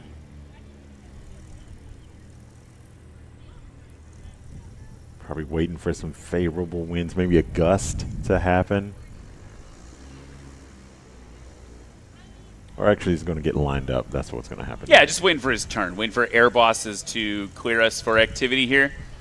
Air bosses are in that tent over on the right side of the off-limits area here, and they are in charge of making sure all the pilots are spaced out correctly and performing safely as Brad Crawford drops the flaps and just floats into the air in that Husky. like when he pulled up, he just pretty much just did a wave to everybody with the aircraft. Good rock, black and white Husky. All right, next up, the new pilot on the scene. Flaps down, pulled back on the stick, is ready to fly. So Brad Crawford's takeoff 144 feet. We'll see how competitive Phil Shearer is on this go for the first takeoff for Heat Echo. Phil currently undefeated in the backcountry class this season. Yeah. But has he faced off against Brad and No, Jerry yet? I think this is the first time for at least Brad. Maybe Jerry too. 139 for his takeoff. Look at how precise. There's always that sharp stop to the tail rise. Yes. And while they come around the pattern, folks, it's probably the perfect time to mention it. We have to thank our sponsors, Clemens Insurance. They are the most affordable and best insurance coverage available, maintaining the highest standard of excellence. Jerry Clemens, that's his company, and they take a good care of, obviously, his aircraft, but so many of our competitors. So if you're looking for great insurance, give Clemens Insurance a call. Now, Brad Crawford on final approach. Working that wind, Cam. Yeah. Like you said, he is quite the showman, and he knows what he is doing, especially in these conditions. Hit a little burble there. He's got just the right amount of energy to get him across the line. No! That's a scratch for Brad Crawford. And he's going to taxi out of the way to allow for Phil to set up for his landing. He's not going to be happy about that, but he'll get over it pretty quickly because he's got 2 more rounds to solidify his stake in the top position for today, maybe. As Phil is turning left base, final. You can see him out there to your right if you're here in the crowd with us. And as Ryan mentioned, Phil showed up at Swamp STOL in the rookie class. And on practice day, it was very apparent that he should not be in the rookie class. He was doing some excellent flying, and sure enough, the next day he was competing not as a rookie. Once we realized that the man has some talent behind the stick. And here he is modulating the throttle, flaps down, high alpha. That sudden burst of power sent him a little further down the runway than he would like. And he's not going to stop, so we really we'll have a did not stop for Phil Shearer. So Brad Crawford, scratch. Phil Shearer did not stop. So it's up to Jerry for this first round to put down some numbers on the board.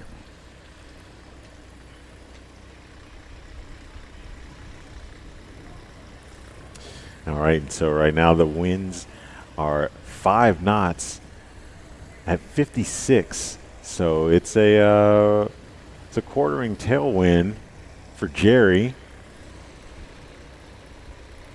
He looks like he's got it under control. He's pretty stabilized. He's going to do an excellent job of getting it over the line. And that's that beta prop, that reverse pitch prop, the secret weapon that Ryan was talking about earlier. It's not a silver bullet, so he can't always use it, and it won't always help. There are times where his performance just using brakes alone will do better than using the reverse pitch prop. But he was able to actuate it for that run, which will put him on the board with a combined total of 257 feet. And that's just the start to this dogfight, this Husky dogfight.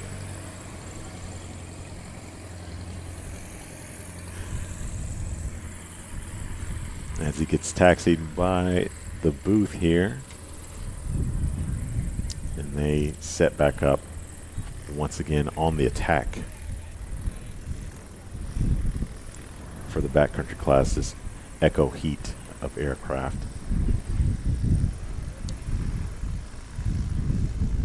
One of the things I want to comment on is just that Phil Shear he just rolled out there. He should always stop. Right. Because if you roll out, you're not getting a score on the board for most consistent, which could take you out of running for that award. Right. But also at stake is your ability to be grand champion of the event when you do that. So that, if I were to give him any feedback on that last run, always stop. Would be just like, always stop.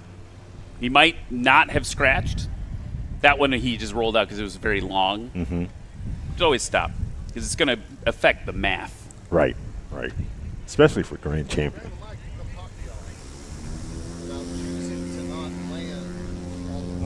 Whoa.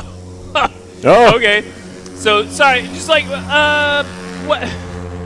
It's like now he's watching Brad Crawford and going, I can also do the cool wing wag, the rudder dance thing, Brad. I like this. We got it going on here. Next up is our friend Jerry Clemens. Is he going to do it too? Probably not. I think he's just going to do his thing. It's very well rehearsed. Yes. The nice lock level once the tail comes up. So 149 Brad Crawford, 194 Phil Shear on their takeoffs just now. Yeah, very well rehearsed for him, and he is off. And while they go around the pattern, we do have a special guest in the booth. Matt Peterson is here. Matt, you just sorry we don't have an extra chair for you, but you just went up and did a kind of your first lap and made the decision not to continue competing. You want to walk us through that? So when you're coming in and when we took off, both myself and Jay, we ran out of rudder. And when that means you run out of rudder, it means you're giving it everything you can left and the plane's still getting pushed right. And at that point, safety's number one out here. We love our planes, we love our volunteers, and we want to make sure that we're as safe as possible, so I decided to not continue. I think that's the best choice possible. Take a break in the conversation. Here's come Brad Crawford now. Good over the line, working those brakes, keeping that elevator full back, and then he'll do the Brad Crawford thing. Yeah, he keeps that tail high when he's happy. Yeah, exactly. That's right. But yeah, when you run out of control, when you're giving it everything you can give it, and it's still going the wrong way, it's time to step off. And you got to make those calls as a pilot in charge. And one thing I'll say for National STOL, they have always been focused, number one, on safety, making sure everybody's safe. And you're never, ever going to get criticized as a pilot at National STOL, for knocking it off. Say, hey, nope, I'm not doing that. We gotta come out and reevaluate. Well, I want to let you know that in the spirit of transparency, Cam was very critical of the decision. Were you now, Cam? No, I'm kidding. I'm kidding. No, everyone. I mean, you guys got a round of applause from the crowd for cutting it out. Yeah, knocking it off. I think that Nope. it was the right decision for sure. For you and Jay both to do that. Here comes Phil. Phil Shear now in the Husky. Low, stable, working that crosswind. Plopping it down, working those gear. Oh, he's got his work cut out for him. I am secretly rooting. I mean, not so secret. I just said it on a microphone to a whole Not crowd of secret people. at all. But I'm rooting for him just because it's the new guy. Oh, The absolutely. new guy who just keeps winning and winning, and now he's fighting against, I think, literally some of the best Husky pilots. And in all the way up from Florida. Yeah, he had to like put some time in to get here. Oh, yeah, he had to put some time in here to get here. So we got Jay. You're here now. Jay, did you experience the same thing? You just run out of rudder? I actually blew this. What happened, I pushed the left rudder all the way to the floor, and the airplane was not responding. So I obviously had exceeded the crosswind component. And for the safety of the crowd and my airplane and all that, it was time to just knock it off. Knock it off. Oh, we'll laugh about it tonight in the museum. No, I don't think you even need to laugh about it. I think you can high five about it. It's the best That's decision right. you can make, and I love that we're using Knock It Off, which is Knock It that's Off. how the Thunderbirds and the Blue Angels say it. That's right. And here comes Uncle Jerry. Chop, plop, drop, and reverse Yes. pitch propeller. That's working for him today. Sometimes he can't get that thing engaged. The workload in the cockpit is just really high. It really is. Well, I'll tell you what, before we go, anybody who is thinking about coming out and flying on the series, know this. If you ever need to just knock it off, you can knock it off, and you will never, ever be criticized about that on the National STOL Series. Except by Cam. Except by Cam. Darn you, Cam. All right, gentlemen, thank you so much for that quick update. Thanks for the update on it. We appreciate you guys making the right choice for safety for you and for the airplanes and everyone here, and we'll see you guys at the next one and get some scores in the books. So that's Matt Peterson and Jay Urish, the Alpha Heat pilots that came out to play. And now we're back into Husky land. And Cam, where are we standing score-wise as we've been chatting about Matt and Jay? All right, so Brad Crawford currently in second position. He's got a score of 293, his combined total. Jerry Clemens in first position right now with a score of 257 feet. And Phil Shearer with 384. And I'm talking about positions in this heat right now. But, yeah, between the Huskies, we've got Jerry Clemens, Brad Crawford, and Phil Shearer in that order. Folks, if you're getting ready for that paper airplane competition, whoa, Phil Shearer is looking for pennies, mowing the grass, tying his shoes. Be aggressive. Be aggressive. Okay, here's Jerry Clemens now at the line. Like I was saying, though, if you want to do that paper airplane competition, kids, now is a great time to go start gathering at that National STOL merch tent. And pick up a T-shirt or a patch while you're at it. No, seriously, though, go over to that National STOL merch tent. Get your paper airplane made if you haven't made it yet. But just start gathering there so we can get you out safely onto the runway. We'll work with you. Our folks will work with you to do that. So head over that way right now. Look for our staff. They'll help you guys get situated, and we'll be doing that just after this heat. All these takeoff numbers just, within 3 feet max of each other. So Brad Crawford, 135. Phil Shearer, 133. Jerry Clemens, 132. Woo, doggy. It's going to come down to the landings. I don't know if we've seen anything that tight. Well, maybe Clarion Sport Class. It's tight. It's tight. It's really tight. All right, the first one to put the final stake in the ground. Nice. Kind of textbook there from Yeah. Brad Crawford. I like how he's keeping the tail up and battling the crosswind at the same time. Got the rudder stabilized, and now he's pointing down the runway. That's just excellent. Former aerobatic pilot. I shouldn't say former. Once an aerobatic pilot, always an aerobatic pilot, but a lot of aerobatic training. You can see some of that translating. Yeah. Phil Shearer now base to final on your right in the yellow Husky.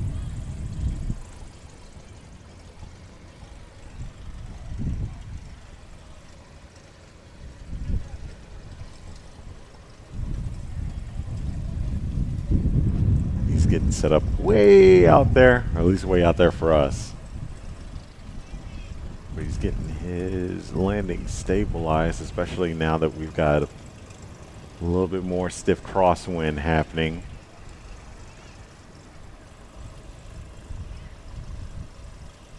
It is all on the line during this landing for Phil and for Jerry. The last landing for the backcountry class.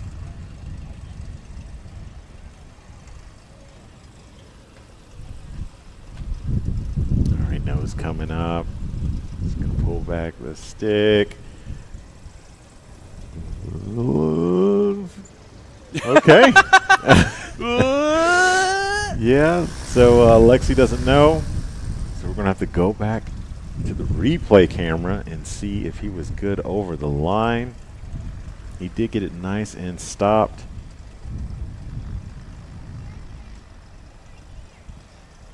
Right now on screen we're looking at Brad Crawford. It looks like he was good over the line, of course. All right, we've got Jared Clemens on final. He's looking pretty stabilized as well right now.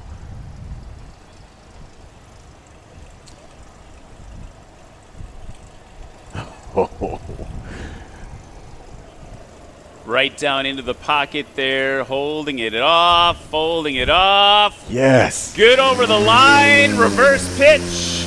He has that dialed in this weekend. Oh, man.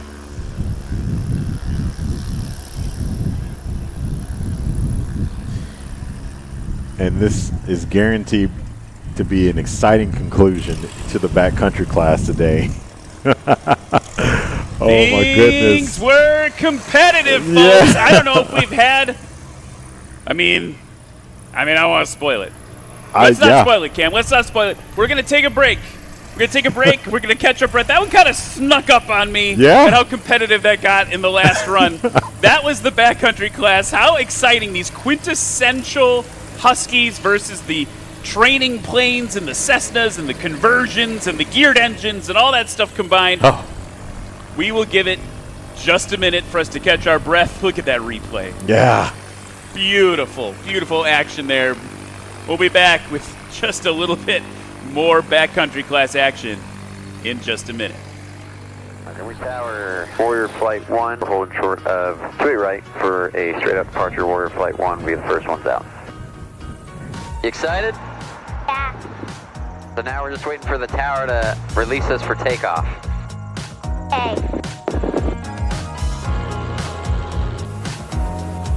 My name is Dylan Cavender. I'm 17 years old. I'm Kai Matavolo and I'm 14. My name is Meyer Turchin. I'm 14. I was diagnosed with leukemia, AML. I was 5 when I was diagnosed with leukemia. I was diagnosed with leukemia. My name is Ryan Melendez and I'm the founder of Warriors with Wings. When I was 17 years old, I was diagnosed with acute lymphoblastic leukemia. So when Ryan took me for the first time, I thought it was just gonna be like chill, like we're just gonna fly, like nothing crazy, but it turned out to be something way crazier and so much fun. Flying sick, so I got to fly most of the way back until we got close to the runway.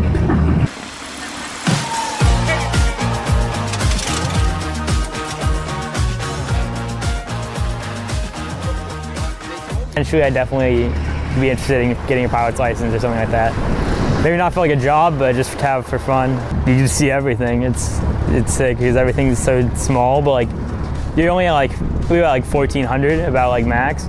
So you can still see everything because when you're in an airliner or stuff, you're really high up, you can't see much. All right, do it yourself. Pull back. Pull back, pull back, hard, hard, hard, hard, hard. Keep pulling. Push forward hard. Whee! Pretty good.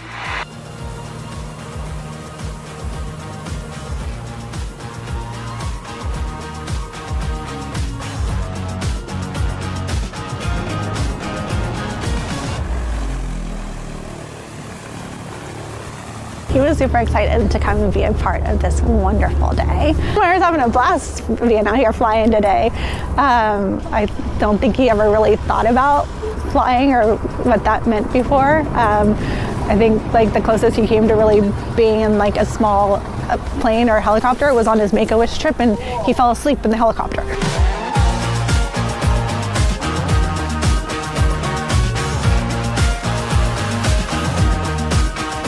Everyone's gonna get their first logbook. So there you go. And then we're gonna fill out all the airplanes you flew and we'll get you signed off since we're all CFIs. So, and then we'll get you guys all t-shirts once we get some of those made. They'll sign you off for the airplanes they flew you in. You need to get your pilot's license, 40 hours of flight instruction, or 40 hours of flight time total. Some of that has to be with us, and then at some point you guys once we feel like you can fly the airplane yourself, we set you free and you go off and do some hours by yourself. It's just that easy. It's just that easy. Couple more days like this, you go fly an airplane by yourself, you're good to go. You're almost there. All right, perfect. I'll steal the pen. All right, folks, we are back at Pony Express STOL with an exciting conclusion to the backcountry class. That was very exciting with all the flying that we had going on. First off, I want everybody to give it up for Matt Peterson and Jay Urish for making those great, safe decisions when they ran out of rudder. All right. And now, what do you think about those numbers? Okay, cool. And now for these awesome numbers from these awesome pilots. In fourth place, with a combined total of 285 feet, Brad Crawford.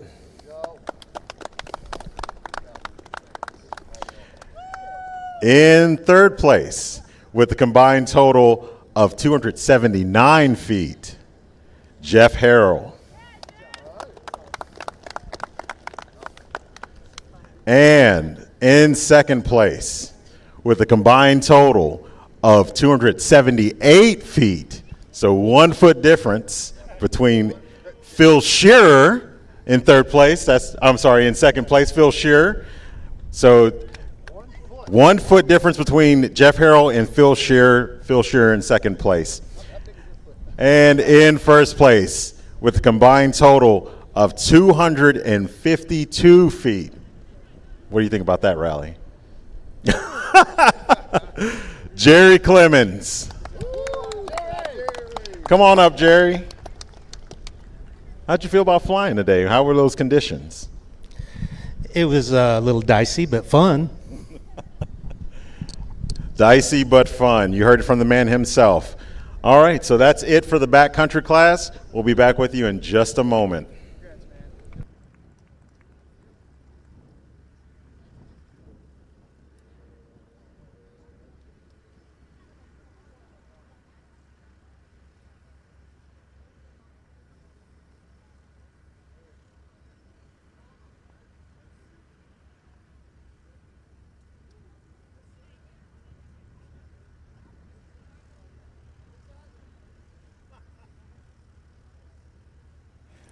All right, folks, and so what a dramatic conclusion to the backcountry class.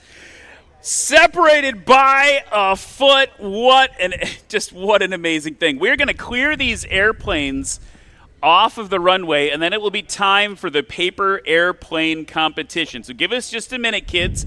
Yeah, I see them all over at the merch tent over there, getting their airplanes designed and getting ready to go. So give us just a minute there to get that set up, and then the kids will be able to compete while these full-size airplanes clear the runway. Let's go over to the results for the backcountry class.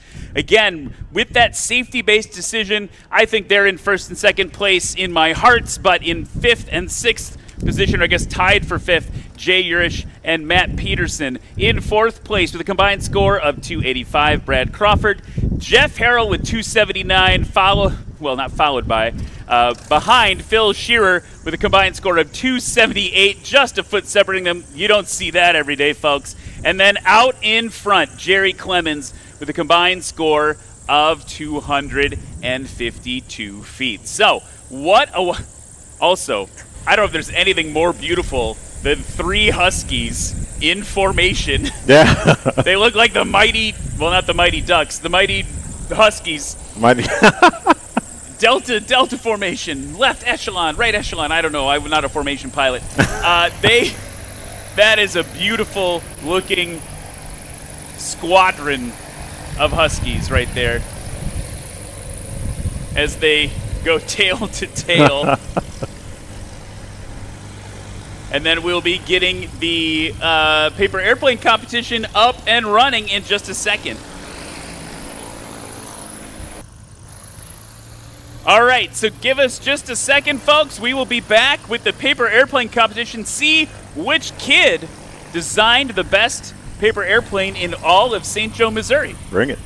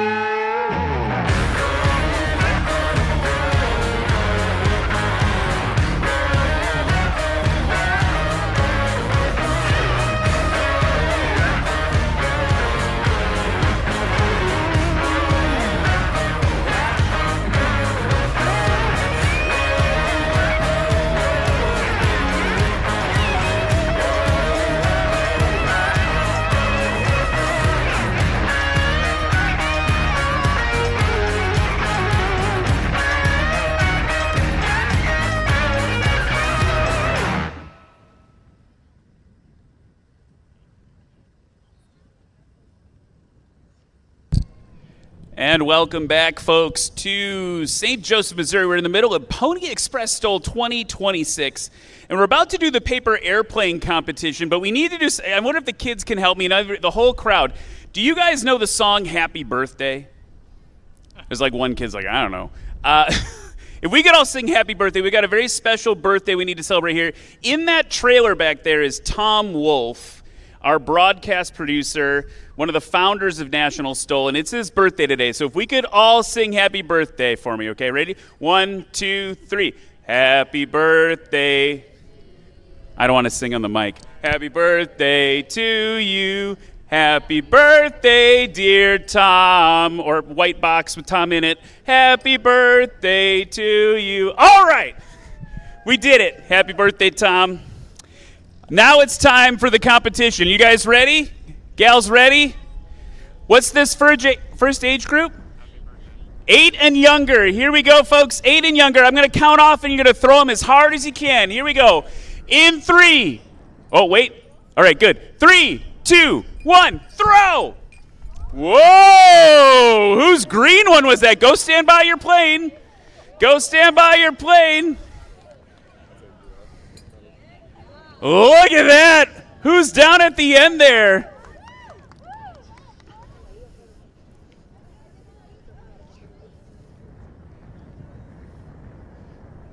I think the medals are getting handed out right over there.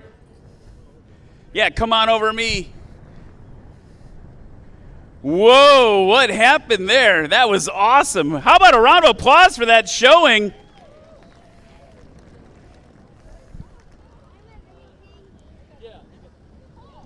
Can I have our winners of the 8 and under over here real quick? All right, first place, come on over. What's your name? Cole. Cole, any secret things you did to your airplane? I folded it this way and put stickers on it. I think the stickers were why it nailed it, man. It was a great job. High fives. All right, that's first place. Second place, who's back there? What's your name? Keeland. And tell me about your airplane. It's very different design. So I had this sticker to keep the wings together. So when I throw it, they don't just fall apart and then just go everywhere. That is super critical in airplane design. Nice job. High fives. And out in third place, how's it going? That was a good throw. Hi. Hey. Hi. Can I get a high five? Nice job. Wait, look at who your dad is. You maybe have seen this guy fly. You'll see him again fly later today. All right, that's our 8 and under. Nice work, dudes. And now it's 8 and over. 9 and over. Oh, I guess because 8 and 9. Yeah, I get how it works. All right, everyone ready? 3, 2, 1, throw it. Oh, it's a tight one. It's a tight one. Go to your plane. Go to your plane. Whoa, it's going to be close. It was close.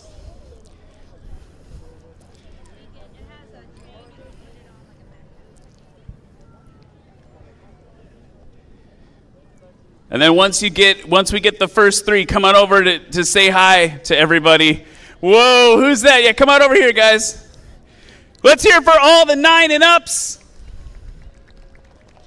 Nice job, everybody.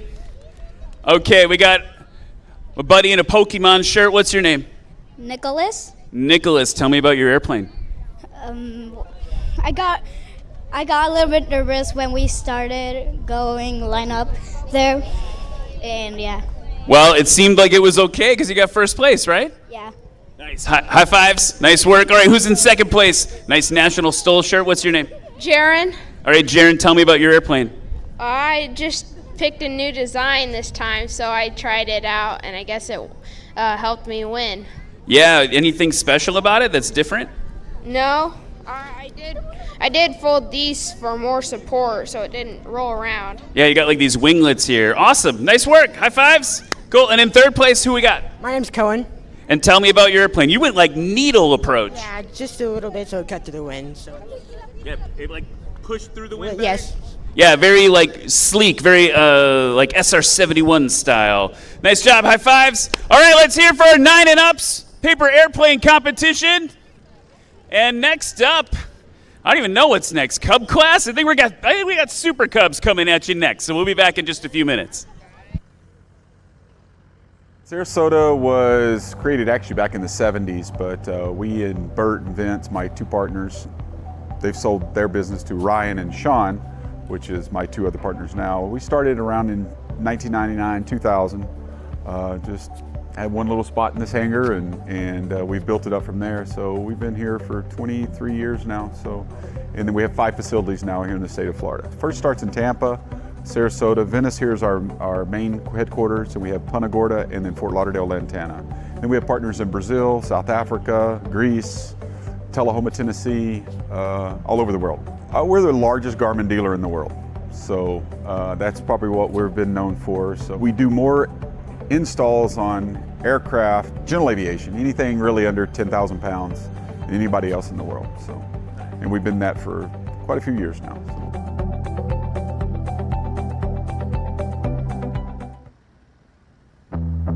What's up, Av Geeks and Stol Freaks? Welcome to Lone Star Stol here in beautiful Sulphur Springs, Texas. It's Luke's for everybody, 2019 American Legend Aircraft Wag.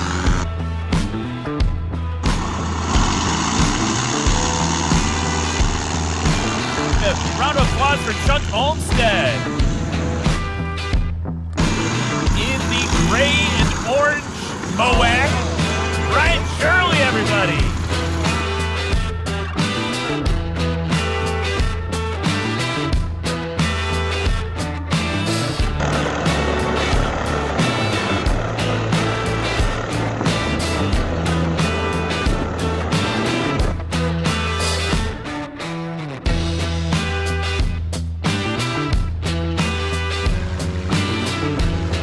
Give a round of applause for Brian Steck.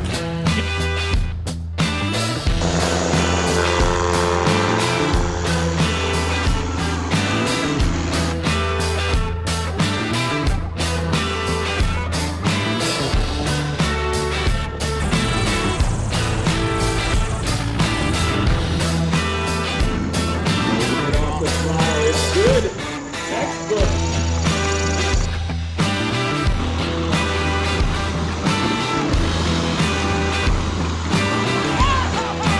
Sub 60 feet on that one.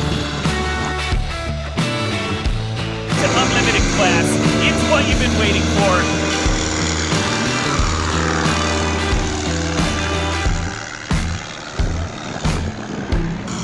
That's right, the Beast Mode Moag, Colin Kaniva.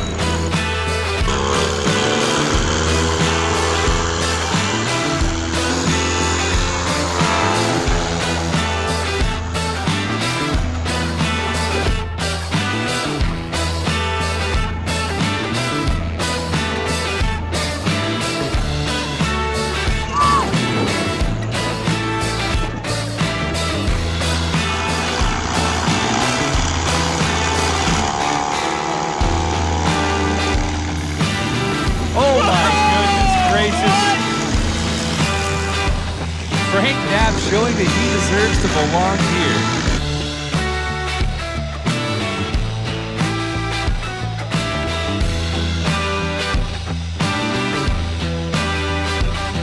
Whoa, that was legendary. All right, folks, and we're back at Rosecrans Memorial Airport in St. Joseph, Missouri. That was an exciting conclusion to the Backcountry class, and then followed up by the coolest event that we have, the paper airplane competition. I mean, I'm always excited to see all the small aeronautical engineers out there making their paper airplanes, tossing them, and seeing how far that they can go. But while we get set up for the Cup class, I have a very cool guest sitting right next to me, the man that helps put this on and also helps put on the air show that happens here every other year, right? Every other. Oh yeah. There we go. Yeah, every other year we try and do a big air show. Unfortunately, this year was supposed to be one, but we didn't. But we still bring National STOL to St. Joe at the Pony Express, and hopefully we keep this going as a annual event. We love having you guys out here. All right, Julie. So I think you wanted to give some thanks to some friends here that help you help put this on. Exactly. Yeah, we can't do this without support from the community, and then also the community sponsors and partners that we have here. Our airport consultant firm, Wolpert, is a constant supporter of the airport, not just the cool new buildings and the new runway that we have, but also helping put on events like this. The county is always a big help putting these on. With that, we've got FlyTech, which is where you guys are headquartering out of this weekend, and the FlyTech trailer, as we call it. Flight school out here doing a lot of good work. Altec, Van Am, we got the St. Joseph School District Foundation that helps us out. Idecker, Hilliard, Think 516, all again crucial partners. And Rental gave us some tents, which is ended up being helpful today. This morning we woke up with clouds and rain, and now we got sun, so it's good to have a little shade. Heck yeah. Awesome. Well, we very much thank everyone, including yourself, and especially Luke out there for letting us use the FlyTech trailer out there, because I don't know where we would be, but it's definitely come in clutch both years for us to use that facility. So we're very appreciative of being here. And man, I love coming here and seeing the C-130s and hanging out with you and just seeing the community, because all these excellent folks are really what makes this happen and makes it really exciting. So absolutely. St. Joe loves airplanes. I think I can speak, especially for the people that came out here on this nice windy Saturday, but it seems like we can't get away from wind either from the Pony Express STOL. It's all good. We bring the wind all the time. There we go. Well, we appreciate you as we get started with the Cub class coming up. And here's our lineup. Race number 67, David Warren in the PA 18-150 from Mobile, Alabama. Race 41, Kevin Johnson, a friend of mine I hadn't seen in a few years, in the 1952 PA 18 from Canyon, Texas. Race number 22, Brady Bergen, fresh off of his trip from Valdez, with the 2025 PA 18 replica from Manhattan, Kansas. Race number 68, Nick Ardillo in the 2014 CubCrafters SS from Dallas, Texas. Race number 93, Tristan Nichols in the 2012 CubCrafters Carbon Cup SS from Sabetha, Kansas. And race number 50, Keith Lang, which we hadn't seen in a few competitions, and glad to see him here in the 2025 Bergen PA 18 from Wasilla, Alaska. So this Cub class is going to be exciting. It's pretty thick with competitors, so the field is deep. And Ryan, are you excited to see some Cub action? I mean, of course. The thing I love about the Cub class is I love the Cub. Like, just like full stop. Okay. Yeah. It is 100% the most quintessential backcountry aircraft. Mm-hmm. It is what our sponsor, Legend Aircraft, takes inspiration from daily. Right. It's the stuff made of legends, and absolutely didn't even mean to do that. So I love seeing the old ones compete against the new ones, all that stuff. It's going to be a really good one. Good one to see. All right. From Mobile, Alabama, in the PA 18 150, race number 67, David Warren. I got to feel like Dave Warren is regretting that race number, at least in current times with the kids with their 6-7. Dave Warren, great competitor, very precise on the controls, very smooth on the controls. Yes. Very similar to, like I would say, like him and Lee Boyd. When we see Lee Boyd out on the circuit, they have a very similar technique. This aircraft is that classic Super Cub, and it's not a lot of modifications to it. It's pretty stock. He does have some gear extension on it, so it stands a little bit taller. He's got that T3 tail wheel. So some of the undercarriage stuff is a little different, but generally it's just a stock Super Cub, and you're going to watch what he can do with it. You can see why that aircraft is so legendary. Absolutely. And from Canyon, Texas, race number 41 in the 1952 PA 18, beautifully painted, Mr. Kevin Johnson.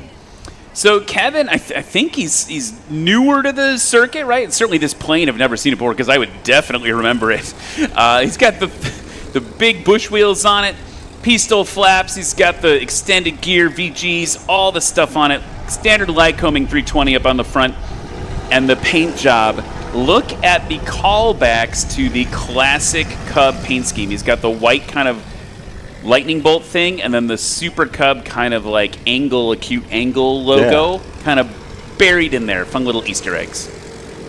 All right. Next up, from Manhattan, Kansas, in the PA-18 replica 2025 year on that aircraft, race number 22, Brady Bergen. So, Brady, I think the most interesting thing here is he's got an Armstrong starter, which means he's hand propping that puppy. It sets tall. We're going to see what he does in the old Bergen PA-18 replica. All right. And from Dallas, Texas, in the CubCrafters SS 2014 edition, race number 68, Nick Ardillo. And Nick's flying a CubCrafters SS, one of those airplanes that took the inspiration from the legend. So you've got in front of him, you've got the P-18s out front, you got the home-built replica of it. He's got the modern interpretation of it. He's been flying for a long time. Airline pilot, lots of hours. He used to fly for the Air Force as well. Yeah. He's very precise. You'll see it in the air.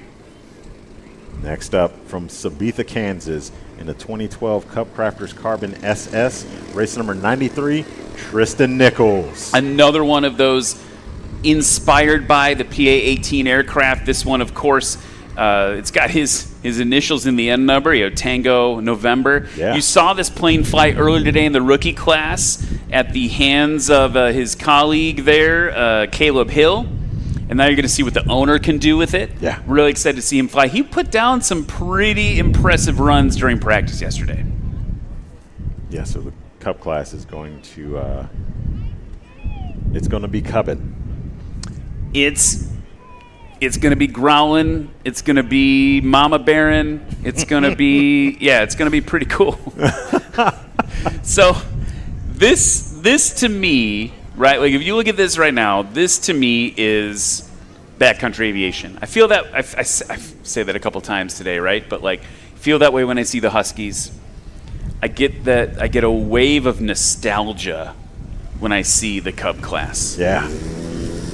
Flying in Alaska, talk about Valdez. Little early on the pull there for race 67. Like Valdez, if you go to the earliest days of that competition, I mean, that's the granddaddy of all these STOL stuff in terms of competition. Yeah, absolutely. I would imagine, and I don't know this for sure, someone in the chat can correct me, like first days of Valdez is probably all Super Cubs. It's got to be. I mean, I'm sure there was like a Helio Courier or a Mall or something. Yeah. There's a lot of planes doing work up in Alaska, but this is what I think about when I think about Alaska bush flying. I think about Super Cubs. Whoa. Yeah. Okay. Tail high. Kevin Johnson. Now, here's the other thing we were talking about before during the rookie class with Caleb Hill. We were talking about where does his score land against the other Cub class competitors. He had 287 was his best run. I think we're going to see something pretty similar from a lot of our competitors now. Obviously, the conditions a little bit different, the wind, things like that a little different. Kevin Johnson, impressingly, I need some coffee. 76 feet. Yeah. He did 76 feet. It's a great number. Good job, Kevin. Okay, here we go. Brady Bergen now. Whoa! Okay, that was off incredibly short. And a fun thing about Brady's plane, when it comes back around on landing, folks, in the crowd especially, you'll see that he has extra little window panes at the front part, the forepart of the fuselage before the engine cowling. So you'll be able to actually watch his feet work the rudder pedals. Pretty cool. Nick Ardillo on the takeoff run, pulling back, plane wanted to fly, expertly done. That is going to be another impressive number. It's got to be sub 100. Got to be. I mean, Brady Bergen had a 52-foot takeoff, by the way. Bonkers. Tristan Nichols. That looked bonkers, too. We're up to 3 bonkers today, by the way. We haven't even got to sport class or unlimited class. Okay, now check it out. Dave Warren, high and to your right. in that classic Supercub. Feels like he's really trucking right now. He's got a little bit of headwind component, mostly crosswind. Ooh, yes. There we go. Getting it down and stopped. I got to thank Dave Warren, by the way. When I came in my 172, he was checking my knots. And he was like, hey, these knots aren't great. You got to tie these better. Big thunderstorm came through last night. The plane did move a little bit, but it did not blow away. So, Dave Warren, thank you for saving my airplane. Between him and Ryan, my friend who flew down with me, Ryan tied one half, I tied the other. Dave Warren retied my half. So Ryan and Dave, thanks for the knots. Help with all the knots. All right, Kevin Johnson is crabbed into the wind off in the distance. Yeah, so Kevin Johnson, I know from STOL, that well-known classic competition in Arkansas. I mean, just an excellent stick. He's an excellent pilot. Not just saying that because he's a friend, but like he really, like the first exposure to really good flying I saw was partly thanks to him. So we had a good conversation this morning telling me about the aircraft. That aircraft also doesn't have an electrical system on it, so he's out there hand propping it as well. Just doing all the things. Good over the line. I mean, textbook. Like if you were landing in the backcountry in that airplane right now, one, if your starter didn't work, the rescue helicopter would definitely know where to pick you up. But two, all your friends would be pretty psyched about that landing that he just dropped in. Absolutely. While we watch the other Cubs come in there, and they're grouping up a little bit there. We'll get them, Air Bosses get them separated. A lot of love for Tom in the chat, by the way. Yeah, happy birthday, Tom. Bad M's 7933, happy birthday. Kat loved my accidental joke about happy birthday box with Tom in it. Love it. And a lot of love for our kid pilots as well, our paper airline pilots. Okay, here we go. Brady Bergen. Pretty nose high there. Ooh. That right wing dropped out just at the end. And yeah. That's kind of what you want to happen, right? If it's gonna break, you want it to break a few inches from the ground. That's perfect. The plane's not flying anymore. Right. Also, the wind just completely cut out at that moment. I don't know if you felt that, but I definitely noticed. He's fresh off of an exciting performance at Valdez. Him and Jared Garetson. Yeah, they did. They put in real good work in Valdez. Okay, Nick Ardillo now. Look at him slipping into the crosswind. Good over the line.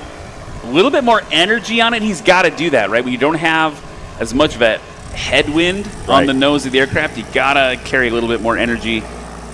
It's just how it's going to work out, how the math's going to math, right? Yeah.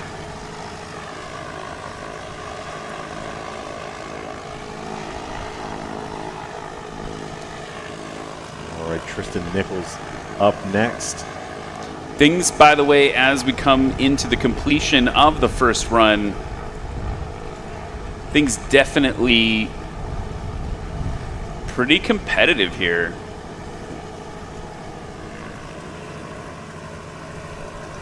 Okay.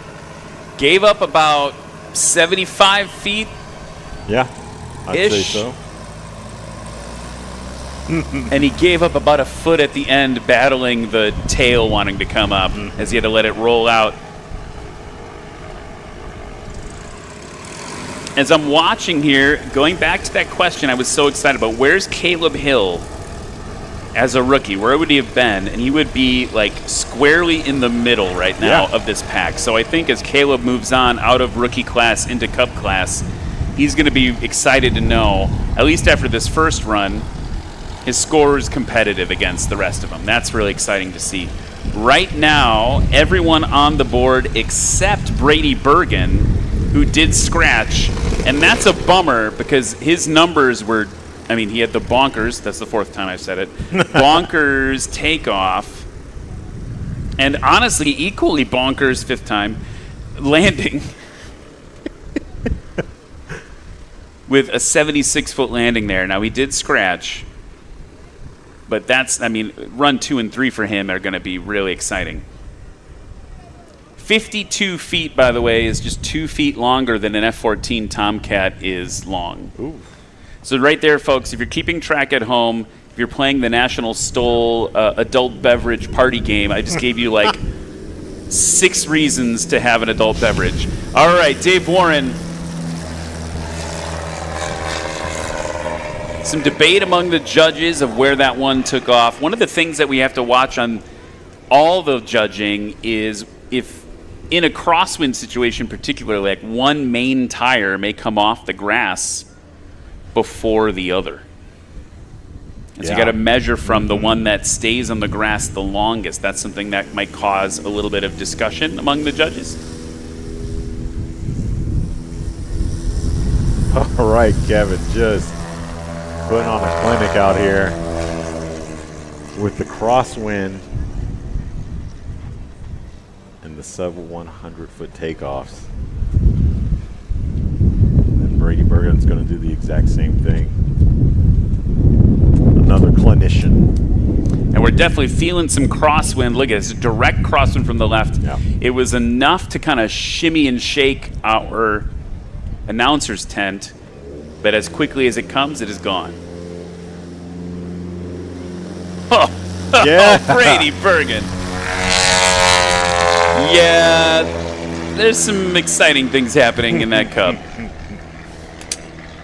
I did get a chance to notice the plexiglass down by his feet, almost like some aerobatic pilots have in their aircraft. Yeah, I think it's a visibility play, right? Like if you're super nose high, you're almost looking at your feet, right? Yeah. So you can use that to help see where you're at as you come in. Very purpose-built. Ooh. Okay, so these takeoffs in this round, David Warren 165, Kevin Johnson 75, Brady Bergen 74. So longer for Brady, but consistent with Kevin. Yeah. A little bit longer for Dave Warren. The wind is so variable right now. Right. Some of what you're going to see today will be decided by, what do we call it in video games? RNG, like random number generation, right? Yeah. It's just like when is the wind blowing and when is it not? All right, Tristan. Pulled a little aggressively there for Yeah. Tristan Nichols. You could see the wings kind of wagging. He had to get the nose down to get it flying a little bit better. He was already up and off the ground. Nick Ardillo with 115 feet. Tristan Nichols with 109 feet. So right now the two kind of big battles for first and second are Kevin Johnson and Brady Bergen based on takeoffs. Here's Dave Warren. Woo, spicy. Yeah. Little bit of spice. And I mean that from an energy standpoint. Yeah, not just by, like, no, he did great. It's, Yes. Yeah, it's just a lot of forward motion. But again, it's mostly crosswind, maybe a little tailwind now. Yeah, yeah. So just- you're going to get a little bit of a push, and especially coming around the corner, like you were saying earlier, with the winds aloft. So the winds that are higher than us right now, like they're whipping. Especially now that we can see Kevin Johnson just nose towards the crowd, but flying straight down the runway. Well, and Dave mentioned this yesterday after practice. He said, you know, one of the things that was happening, and we're going to have the same thing today with the wind out of the east, is all of these hangars and buildings are all interrupting that airflow and creating turbulent air. Right. And so there's a difference between where we are right now, where Kevin Johnson is right now in altitude, to like now. He's transitioning from cleaner air to dirtier air, depending on what the wind, you know, how hard it's blowing. Working it down, good over the line.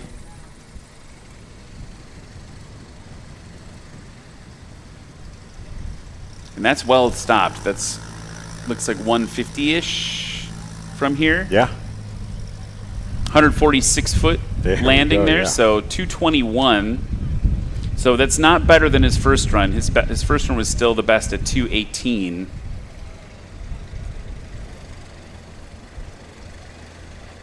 Now Brady Bergen on final. And yeah, like you were saying with the buildings, these buildings are closer to us, or closer to the strip than the tree line was at Appalachian Mountain STOL. and they were also experiencing some things, some rotors coming off the tree line out there. So you can just imagine that it's different here. I mean, it's a lot closer in proximity. Brady Bergen looking through that plexiglass with that nose so high.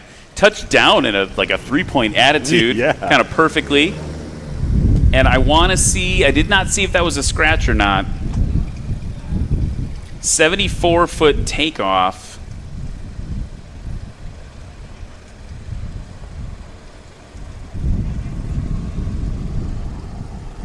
And it sounds like we had another scratch for Brady Bergen. That's a bummer. That would have been 146 feet.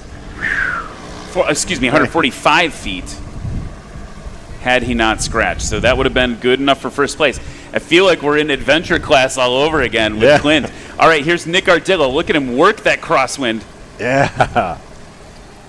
And you can see the pilots are all trying to take a bite out of it too, right? They're landing left side and kind of rolling out towards the, they're landing on the right side of the runway from their perspective, rolling out towards the left. Scratch for Nick Ardillo as well. Super challenging conditions right now. We don't often see, Nick I don't think scratches as much as the rest. Right. Mr. Airline pilot, former refueling pilot. Tristan Nichols trying his hand at it. Good over the line. Definitely working to get it stopped. And a little bit of brake fade to the left. And one run, honestly, folks, one run is going to decide this whole thing. Everyone is pretty tight together. At our shortest, we have 218 feet, and at our longest, we have 350 feet. Brady Bergen not yet on the board. This is his last chance to get on the board for Brady Bergen.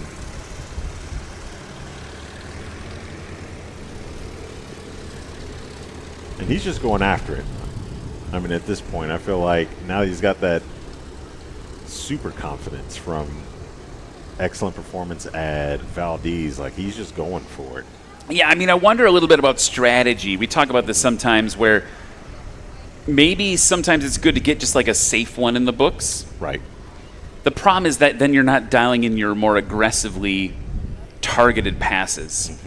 You see some pilots do it, particularly when there's, like, as we get to like more higher performance airplanes, sometimes pilots will bank on other pilots being too aggressive, and they'll just get a safe one in the books, hoping that that higher performance pilot will scratch. That one felt nice. David Warren. Next up, Kevin Johnson.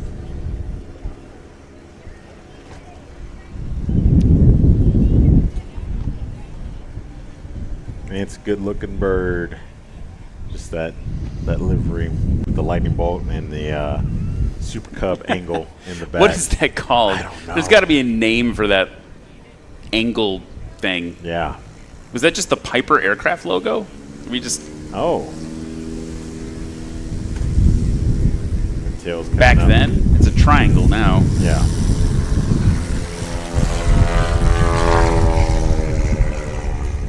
It looks like he's got tape on his rudder, like gap seal tape. Yeah, gap seal. Yep. Thank you. I'm here all day. I'm here for you.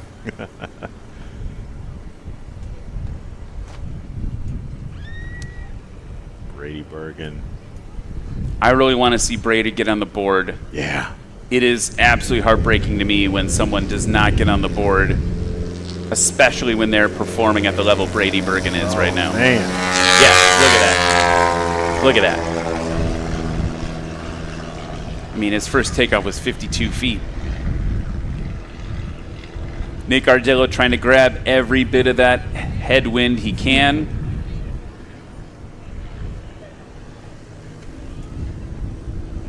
Doing some excellent flying himself, Nick Ardillo.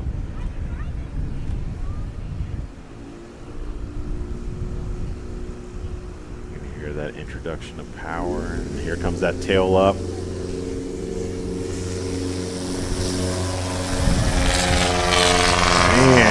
looking from this angle, looks sub 125 on that.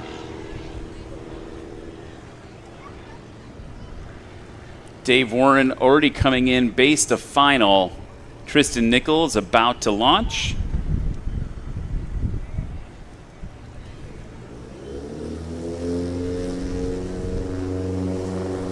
Oh, nice, Tristan. Working those VGs. VGs are, it's short for vortex generators. They actually create like little mini tornadoes on top of the wing to help the airflow stay connected to the top of the wing. Here's Dave Warren now.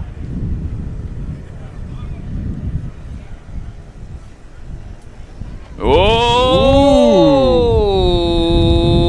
scratch. No. Felt like the wind just dropped out on him.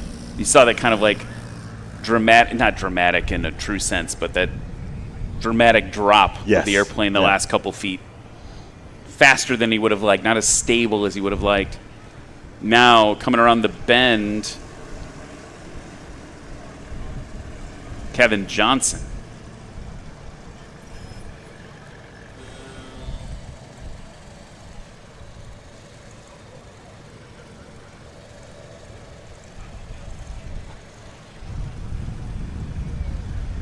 Working. Doing his best helicopter impression. Oh, yeah. He's got those nice pistol slotted flaps.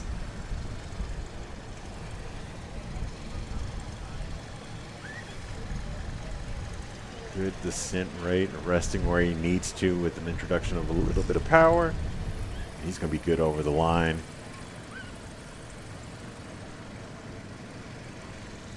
And got it stopped, tail down.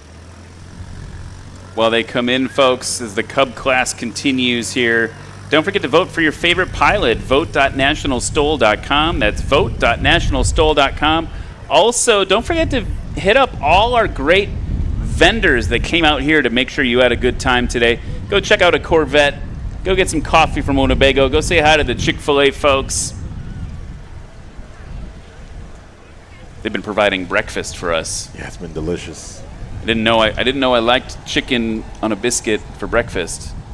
But when I say it out loud, of course I did. Oh, yeah. Of course I did. They also had sausage biscuits, too. Yeah, sausage. I didn't know they did. I didn't know they did sausage. Yeah, me neither. Oh, yo, she says it's good over the line for Brady Bergen. That might be the upset. Yeah. Now it's going to go to review. The judges are going to review it in the booth. Let's go to the replay here. Frame by frame. Oh, it's close. It is good, though. It is about 3 or 4 inches above the line there. That is going to shake it up.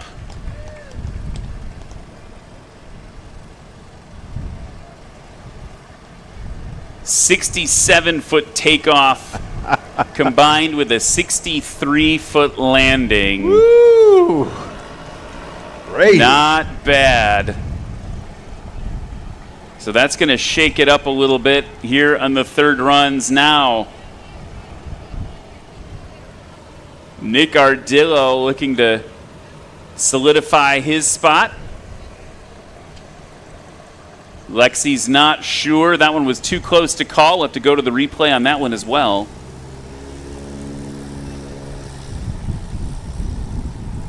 Getting it dialed in on the third run. That one looks like a scratch to me. Called scratch by the judges in the booth as well. That's all right.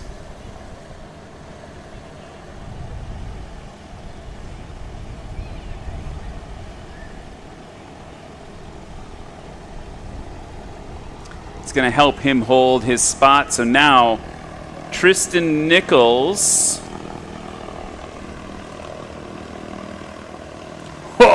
Yeah.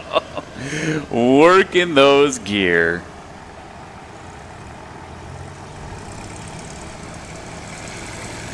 Not about passenger comfort when you are flying a Cub in the backcountry always. Sometimes it's just about making sure it's down and stopped. So that is going to wrap up the Cub class, folks. These pilots are going to... Oh, we have another heat? I'm hearing we have another heat.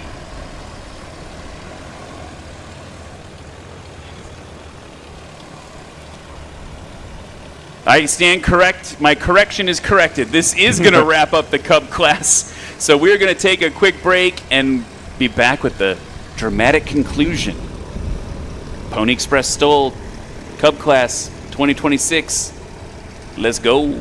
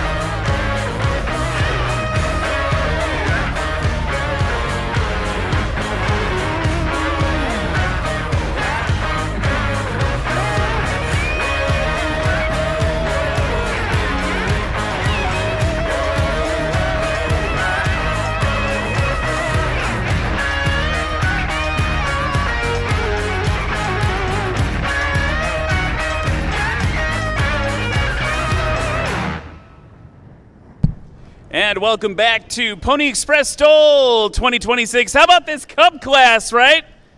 Don't be shy. Come on up. You just try to catch some shade. Get the shade. Sorry, we're almost done with you, boys. Nice work, nice work. Okay, do you guys know how it ended? Because you were all trading places the entire time.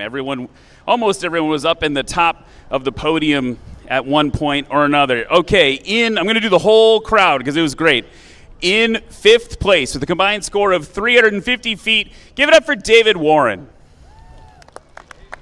With a combined score of 278, just changed at the end there, Nick Ardillo is in 4th. With a combined score of 218, Kevin Johnson in 3rd. With a combined score of 213, whoa, close. Tristan Nichols is in 2nd, and bringing it out right at the end with a combined score of 130 feet. Give it up for Brady Bergen. Brady, come on over here. So you've been touring around in that airplane. You've been putting some miles on. You've been winning a lot of competitions. Talk to me about how it felt today. You had 2 scratches, pulled it out at the end. What was it like? Winds were a little bit squirrely, but I don't know. You know what they say in the FAA handbook, you got to just fly low and take chances. So That's 100% what it says. All right, let's hear for Brady Bergen and the rest of the Cub class. More STOL flying in just a minute, folks.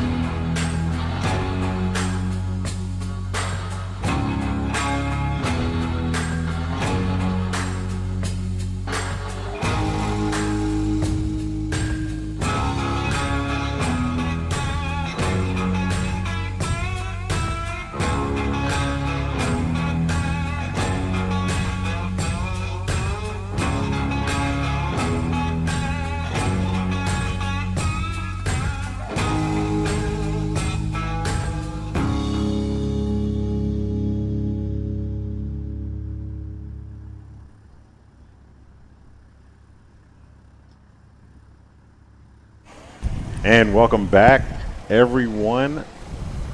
After the exciting Cup class, we're here at Pony Express STOL at Rosecrans Memorial Airport, St. Joseph, Missouri. An excellent venue. We've got an awesome crowd out here. What a show! Dude, it's been a fantastic show. What a show! Like, just an insane showing by the there we go, the Armstrong starter on Brady's plane. I mean, here's the thing, right? Like, the reason you do that is to save weight. Yes. You get her all started up, and Keith Lang, who's going to be flying that plane a little bit later, I believe, in the Unlimited class. Yep. Trying to get her started. And you can see why they call it the Armstrong starter. Keith's having to work for it. Man, I wonder what the compression is on that, because Keith is working, and that dude is strong. Keith is strong. He's basically Superman, so it's definitely working against him. He's taking big old bites out of that thing, too. Yeah. And I'm pretty sure, is that Clint? Yeah. Clint Busnetz just hold. I mean, you got to hold the plane by the strut there, right, to help out. But like, he's just watching Keith just yank and bank on that thing. Oh, and also I got to say, yeah, they're gonna just push it. So, also, I got to say, I don't think I could exit a plane as fast as Brady Bergen just exited that plane. that was wild. Incredible. He just like, he's like Spider-Man coming out of that plane. I'm sure we just got a copyright strike from me saying Spider-Man, but did you see that? Yeah, that like, was how nimble. It happened so fast. When I go to my personal trainer and they're like, "What are your goals?" I'm like, "I want to be able to hop out of a fat-tired Super Cub as fast as Brady Bergen." Wowee, what an athlete. I also loved his advice, right in the FAA handbook, fly low, take chances. That's exactly what they say. So, while we get ready for the next class, folks, I want to talk about our friends over at iFly EFB by Adventure Pilot. iFly EFB is the most complete EFB app for Android, iOS, and Windows, as all the advanced features pilots want and the most intuitive flight planning and navigation solution on the market. iFly EFB brings together the perfect balance of technology and real-world flight experience. So big thanks to iFly EFB for their support.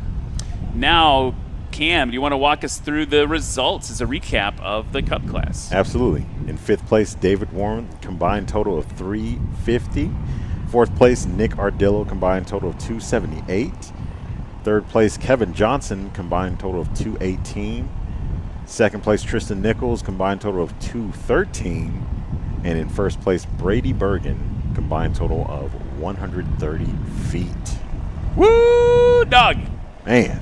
That was something else. And I love it just right at the end there. He's like, I did crush it at Valdez, everybody. I don't know if you knew. So now I need to bring this back. Here's who you're going to see over in the sport class, folks. You got Gary Varga in the 2006 Rans S7 from Burlington, Wisconsin.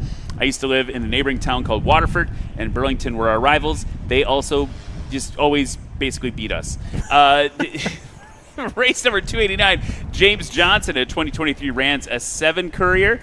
Tom Pond, brake issues yesterday corrected over to in his 2024 Just Aircraft Super STOL. He's from Havana, Kansas. Mike Busnetz could be flying that 2013 Rans S7S from Whitewater, Kansas. I think he's actually going to be flying Gary's plane, the 2006 one. Dave Curley in the Just Highlander from Spicewood, Texas, and Matt Dorsum, the defending champion. Yes. In the 1995 Kid Fox 4. That's going to be our sport class. Look at that up there. How do you get seats like that? Right? That tower's not active yet. They're still working on it. It's much more built than we were here last year. Right, yeah. But how do I get those seats up there, up in the tower? Yeah, I remember when we drive by last year, like, there were no windows, so you could see straight through the building, like from top to bottom pretty much. So no windows on the side of the building. The windows were up top, but so here's the sport class getting ready to come at you. All right. From Burlington, Wisconsin, in the 2006 Rans S7, race number 69, Gary Varga. Gary Varga has been on the circuit for a couple years now. He first started a one-of-one airplane called Miss America, now really doubling down on his commitment to National STOL with this S7. Mike Busenitz, who's going to fly it later, actually, I think he said he put the engine on it. He said it's one of the best performing S7s, and so it's great to see Gary kind of level up into that aircraft. First year flying tailwheel was 2022, so he's 4 years into his tailwheel journey, and he flies out of Camp Lake Airport, which is 49 Charlie. It's a grass runway there in Burlington, Wisconsin. Up next, from Byers, Colorado, in the 2023 Rans S7 Courier, race number 289, James Johnson. Let's hear it for James Johnson there. You can hear he's got the doors completely off on that Rans S7. That's a 100 horsepower airplane. We've seen it on the circuit a few times before. I think up in Pinedale once. Yep. Very different altitude than we are right now in terms of field elevation. It's got some fat tires on that bad boy, upgraded flap handle, VGs on the front of the wing. It's going to be a good competitor for sure. Next up, from Havana, Kansas, in the 2024 Just Aircraft Super STOL, race number 311, Tom Pond. Tom Pond's flying this. I love it because it's just like so unapologetically like a race plane. Yes. Race 311 here.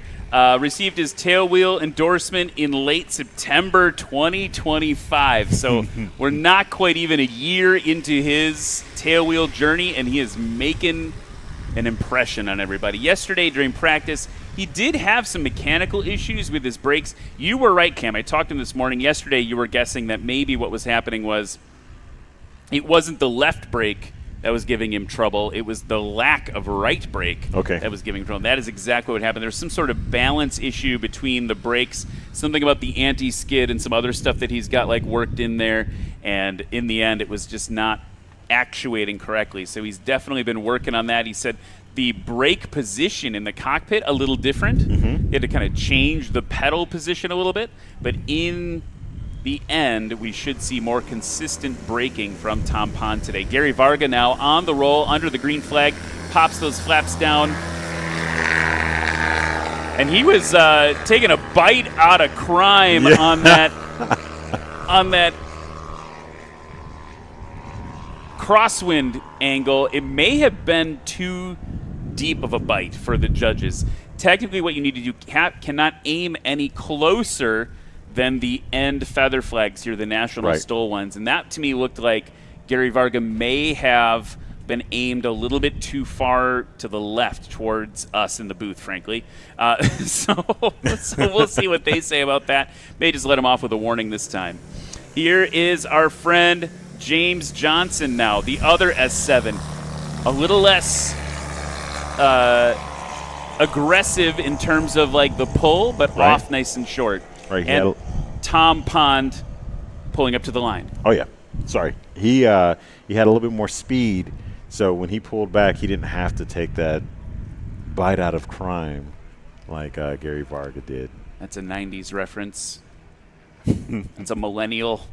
It's a millennial thing. It's a millennial joke. It's for like a third of the audience. So Tom Pond now on the roll. Nice. Oh, yeah. Yes. I love you, kid. Go, go, go. I love it. Yeah. We got a very enthusiastic audience member over here cheering him on. And so they're going to go around the pattern now. Gary Varga is turning left base, which is kind of back behind to your right in the crowd. Slowly losing or not slowly, he's rapidly losing altitude as he needs. Flying Stampede in the chat saying, "Go Gary, bring back a win for Wisco." I guess I need to root for Gary at least in this heat because we're both from Wisconsin. Let's so go. Go Badgers or Packers. Yeah. Or Brewers. Got all the teams. Yeah. The only one we don't really like our hockey team is like the Admirals. They're fine. They're fine. Okay. Are the Bucks from there? The Bucks. Oh yeah. Yeah. Also, Giannis. Yeah. Come on, Milwaukee Bucks. All right, here we go. Gary Varga gonna make Giannis proud. Dude, I said Brewers, and immediately my notifications lit up. Brewers suck. Okay, I'm sorry, guys. We'll keep sports out of this. Here's Gary Varga now. Dropping it down. Yeah. Was it I think it was good. Gary yesterday was really working the gear. Yes. And you want to do that to a certain extent, right? You want to get your vertical, you want the energy that you're trying to dissipate to be vertical into the ground versus forward. Right. 120 feet on that landing period with a 107-foot takeoff. Combined total 227 for Gary Varga. James Johnson. Good speed. Cutting the power. Looks like he was good over the line. Well done. Yeah. Getting it stopped. Looks to be sub 225.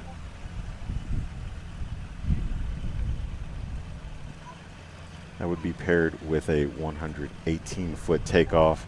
So yeah, 213 on that takeoff, or on that landing. Combined total of 331 for James Johnson.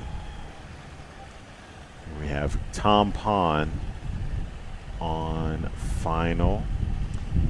If you are a fan of Tom Pond, so like fans of Taylor Swift, they call them Swifties. Mm-hmm. If you're a fan of Tom Pond, are you a Pondy? Sounds appropriate. Is that not as funny as I thought it was in my head? Yes. All right, here comes Tom Pond. Holding it real nose high. He's got some altitude to lose. Down. Ooh. Stretch those legs. Oh. Oh, did he save it? He saved it. Yeah! Oh, Tom Pond with the theatrics. Whew. Now, this is the thing, right? What does that all boil down to? It boils down to that brake stuff he had going on yesterday. Watch here on the replay. I think they're just way more effective than he was expecting. Look at that immediate, like, stick full back, keeping it straight, and then it still has energy. And he keeps it down. And the word is on the radio. He said, well, brakes work today. Nice to see him have a little bit of a whew. Oh, look at that in real time. Wow. A mostly impressive showing. I'm impressed with the save. And then, like, what frame rate is his brain working at? Because it's faster than mine. Yeah, same here. I don't know what I would have done in that situation. It's very good that he's got that high stance and the big tires. That way that prop had no way of touching the ground at all. All right, Gary Varga pulling back on the stick, deploying flaps. A little too early for the plane. I think one of the stories of this season is going to be the rise of Gary Varga, and it's so cool to watch over the seasons, right? When he first came on the scene, he had a lot to learn, but he was eager to learn and improving event over event. I honestly feel that same way about Mike Babcock, right? Like, first couple seasons ago, a lot to learn, improving over season, and I think we're going to see the same thing from Gary Varga. James Johnson in Juliet. And that right there, by the way, hashtag not a sponsor, but Rand's S7s have been a staple of National STOL since the beginning. And that one, compared to the one Gary's flying, is all but stock. Yeah. Like you build them at home or in your hangar, but it's basically per the plans. And look at the takeoff performance it's giving him. Yeah. So 113 for James Johnson, 124 for Gary Varga. Tom Pond on the loose. Not ready to fly yet. Yep, wasn't ready to fly. I think the wind, it felt... Kind of felt like it dropped for a second and then came back in. Not really any wind on our backs here in the booth there. So maybe that just wasn't working for him. So right now, at the end of the first run, it's pretty tight, friends. We've got basically a 100-foot spread, give or take. So Gary Varga out in front with 227. Tom Pond with 272. And James Johnson with 313. Interestingly enough, this run, James Johnson with the shortest takeoff. The question for all three of these competitors is what are they going to do against the likes of Mike Busnitz, the likes of David Curley in the Grasshopper, and Matt Dorsum, the reigning champion. Yeah, 1995 Kit Fox 4. So what are we going to, like, how are they got to put down scores to hold the line?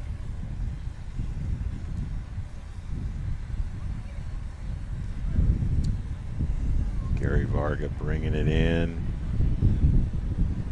Likes to choose the high approach. The winds are whipping right now.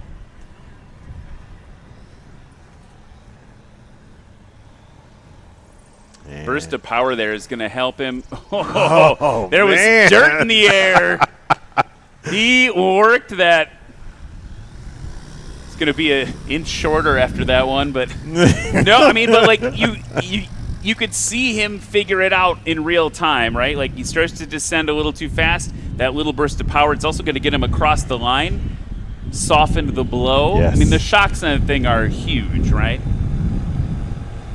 Now, another S7, James Johnson, with the lower approach. And this is what Brady Bergen's talking about, right? Fly low, take some chances. Part of it is when you're low like this, if you get behind the power curve, like Brady was doing, big crosswind to deal with right there. You could felt it gusting for James Johnson. Yeah.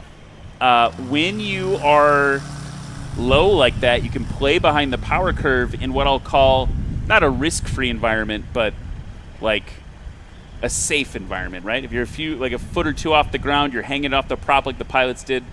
We saw it in practice history with Mike Babcock, right? He was a little bit higher, but nothing the airplane couldn't handle to keep him safe, right? And so that's part of why people prefer that approach.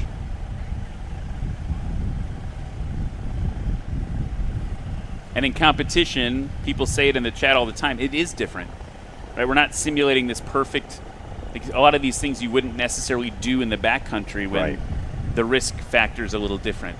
Here's Tom Pond now working against the crosswind. Good over the line. That one felt pretty textbook. He's still figuring out those brakes. Yeah. You can see him, like they are biting harder than. Well, they taxi back around, folks. I want to talk about our friends at Sarasota Avionics. They're a long-term partner of National STOL. They're your authorized Garmin dealer and the #1 aircraft avionics installing dealer in the nation for Panama GPS avionics systems. With upfront pricing, superior service, and expert consultants, this is your one-stop shop for your next avionics upgrade. And friends at Sarasota Avionics are offering prizes for our pilots distributed with the annual award winners at the end of the year. So thank you so much to our friends at Sarasota Avionics. Now, Gary Varga up and running for his third and final run of Pony Express STOL. Still out in front, by the way. Tail up. Okay. It's a great symphony of working parts there for Gary Varga on that takeoff. Does that make him the conductor? It does. That'd be a pretty cool call sign. The conductor or conductor. Yeah, I like that. Yeah. It's not like normally call signs need to be a little bit of a jab. Mm-hmm. But I just like that. That'd be cool. It feels like it's like the right amount of like weirdly scary. Like in an Italian like mob film, be like, oh, look out for the conductor. Yeah, yeah. That's not a good accent. I did not do an Italian accent any justice. James Johnson off. You know what I mean? Oh yeah, no, absolutely. Like it's like they always have like seemingly benign names that are terrifying. Like yes. The wolf, the magician. Yes, yeah. The conductor. Yeah.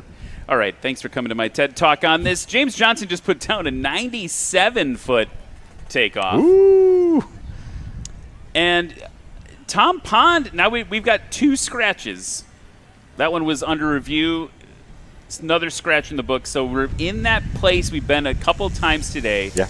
Where we're headed towards triple scratch country. And I desperately want Tom Pond to get one on the books. Very efficient flap retraction. Yes.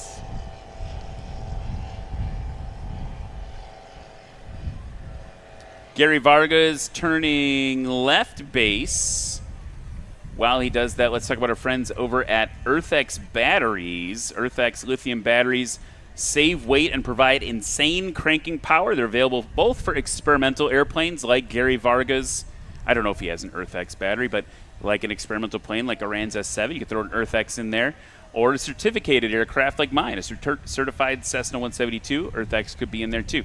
80% lighter than lead-acid batteries, manufactured in the USA, and known for reliability, safety, and longevity, lasting 2 to 3 times longer than traditional batteries. So that's EarthX. Thank you so much to them for their help. They're offering gift certificates at certain events throughout the season, including Most Consistent Pilot at some events. So thank you very much to them for their help. Here's Gary Varga now on short final.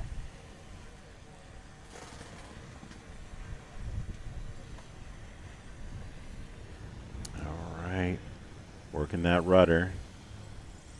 Chop the throttle, plopped it in. Ye old chop, plop, and drop by very Garga. Gary Varga. Doing Wisconsin proud. Just made it over the line, too, like a tire width away. Oh, man. Playing with fate. See if his shortest combined total of 204 will stave off the next heat of the sport class. James Johnson now short final, low, and did he touch? He touched. Looks like. Yeah, so that'll be a scratch for him. Just rolling it out. Sometimes they can save it, and again, the tail wheel can touch. You know, I was thinking earlier today, if I'm Matt Peterson and Jay Urish, I'm thinking, like, now would be fine. Yeah. Like, the wind is so dramatically different than now. Like, now would be fine. Yeah. I feel like we've even noticed a decrease in the winds aloft, right? Like, people aren't coming around that base to final turn super Choochin, yeah. Tom Pond just needs to get on the board now, and he is helicoptering it in. Looks like almost a direct crosswind from the left. You can see it crabbing into the wind as I speak. Transitioning now to use more of the power band. Tails coming low. Lexi's calling it good. He is being ginger with those brakes. Yeah.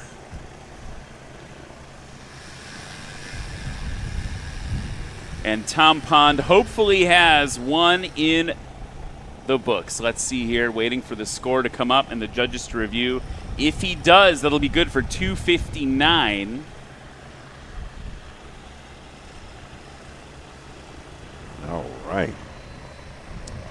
So that's going to be the first heat of sport class, the golf heat. Next up, the hotel heat. Man, we got a lot of planes here in Missouri. Yeah, We got a lot of planes that made it. It's cool being in the very middle. Like almost feels like you could literally drop a pin in the center of the country and this would be it. I don't know if that's actually true, but. And we haven't even talked about it. Like, look at all the C-130s. This is a schoolhouse. Oh, yeah, absolutely. For the Air Force, for the C-130s, and it's a Air Guard unit here on site. And so obviously big thank you to all the men and women that serve over there with the C-130s. Big thank you to our annual sponsors, Clemens Insurance, Behringer Brakes, Flying Eyes, Legend Aircraft, ICOM Radio, Lift Aviation, Moza Racing, iFly EFB, and Garetson Aviation. EarthX Batteries, Tundra Tailwheels, Sarasota Avionics and Maintenance, Red Tag Art. And, of course, we couldn't do this without our local sponsors. A big thanks to Buchanan County, Mosaic Life Care, Van Am Tool and Engineering, Alltech, Erevan, Chick-fil-A, Flytech Pilot Academy, Hilliard, Ideker, St. Joseph School District Foundation, St. Joseph Chamber of Commerce, Think 516, Woolpert, Rent All Equipment, and all of our local volunteers that have helped make this happen. It takes a village to put on a National STOL event. Countless people coming together all over the country and locally to make these happen. And we are so grateful for all of your effort and help and support. We can't wait to be back next year. And Tell Heat, what are you looking forward to, Cam? We got Mike Busenitz, Dave Curley, Matt Dorsum. I'm really glad to see Mike Busenitz back on the circuit. Last year he was touring around with the Zlin Norden on the circuit, and now he's flying. We just had a change of the guard over here by the Air Boss tent. So he's going to be flying Gary Varga's Rands. So I want to see what he's going to do in this Rands. It's pretty cool. I got to say, and this is a flex for you and I, we both have some stick time in that Rands. Yes. Yeah, that's cool. So it's cool to see what we did and how we felt in it. Like Busenitz was like, oh, like, how'd you find it? And I was like, well, I only have like 30 minutes. He's like, yeah, but like, what, do you like it? I'm like, I don't know, man. I was just trying not to like bend it. You know, like I was just trying to. He was like, wow, like, you like it a lot? I'm like, I'd never flown one before. He's like, well, how do you think it compares? I was like, well, to a J3, amazing. Yeah. You can't even compare, right? Yep. It's just a different level of performance. And that thing's, turbocharged and absolutely fire breathing. So much power on tap. Look at this beautiful crowd here in St. Joe. Yeah, they came out to hang. The weather is great. A little windy, but that's okay. I mean, say that to Matt and... Yeah, Matt and Jay. Yeah. It's all right. It's just what Mother Nature rolled the dice. Yeah. And said, backcountry class, I give you wind. And as I say that, what do I feel on our backs? But it feels like the winds might be picking up. All right. Excited to get this underway. Cat Blue Flame in the chat saying J3 is like a VW Beetle, Rands is a 911. Ooh. Yeah. Okay. Yeah. Aristasan asking, are STOL aircraft the safest type statistically? I'm not sure. That's a really good question. I've heard a lot of pilots around the campfire talking about how if you have an engine out or some sort of issue in a STOL plane, it is by definition safer because of the way speed works. Yeah. Right? You're coming in a lot slower into that incident if you're having an incident. So I think there's something to be said about that. I also think that there's something to be said about a STOL plane. I mean, boats aren't meant to be kept in the harbor. And where STOL planes go is a riskier place. All right. From Whitewater, Kansas, in the 2006 Rans S7, owned by Gary Varga, race number 25, Michael Busenitz. So it's going to be fun to watch Mike fly this plane. I mean, the other thing we haven't said about this plane, it also is formerly Pat McIntyre's plane. Yes. So just like a lot of, and I feel like if there's ever a museum of National STOL, this plane might need to be one of the planes in it because so many people have touched it. Like you said, Mike Busenitz, working the Zlin Aviation side normally. He sold that airplane. He's got another one on the way. So we'll see him back in a Norden later this season. All right. From Spicewood, Texas, in the 2017 Just Highlander, race number 11, David Curley. Dave Curley is flying Grasshopper here. You can tell why they call it. It's green little thing with big old legs. Supercharged 912 Rotax on the front. He's been flying that aircraft out of his home base, 88 Romeo. From Lancaster, Kansas, in the 1995 Kit Fox 4, race number 95, Matthew Dorsum. Matt is a heavy equipment operator by trade. He's bringing those skills into the cockpit. He's the defending champion in the sport class. His nickname is Mad Dog. He says number 95, Mad Dog. Yep. Airplane's name is? Charlie. Charlie. Let's go, Charlie. Who's a good boy? That's what I feel like when I hear that airplane's name is Charlie. Yeah. So they have their work cut out for them. We had a pretty good run in the golf heat. Right now, Gary Varga on top with 204 feet combined. Tom Pond in second place with 259. Finally got one on the books at the end there. James Johnson with 293. And so I think it's fair to say that most of these airplanes are a little bit higher performing just on paper. Here's Mike Busenitz now. Yeah. That felt comparing pilot to pilot, right? There's just a different style between him and Gary. So that's Mike Busenitz. Dave Curley now in the Grasshopper, supercharged 912. 95-foot takeoff from Michael Busenitz. Sub 100 numbers are just silly. And David Curley awaiting his turn.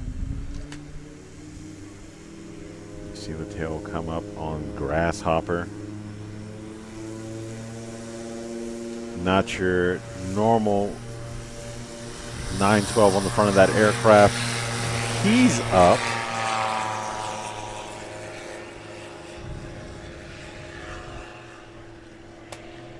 What I'm hoping is sub 100 as well. And now it's Matt Dorsum. Mad Dog.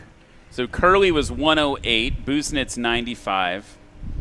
I think I'm going to get to say it for the 6th time after Dorsum takes off. No pressure. The aircraft has some really cool mods on it. It's got the piggyback STOL kit on it, so it's got a longer wing chord. So from the trailing edge to the leading edge is a little bit longer than what you would find on a normal Kit Fox 4. And that makes a big difference. You'll see it right there. Woo! Okay. Do I get to say it? Yes. I'm waiting for the number.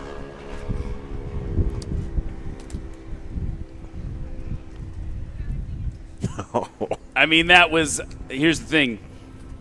I got to hold it in. We're still only at 5. Gotta hold it in. That was impressive. It's 66 feet. That's nothing to sneeze at. That's insane. Yes. No one did even close to that. Is it? I guess as I convince myself. Yeah, no. It is bonkers. It's 6 times. Should we go for 10? Should we go for 10? Might as well. We're going to see that performance from Matt Dorsum a lot in this heat.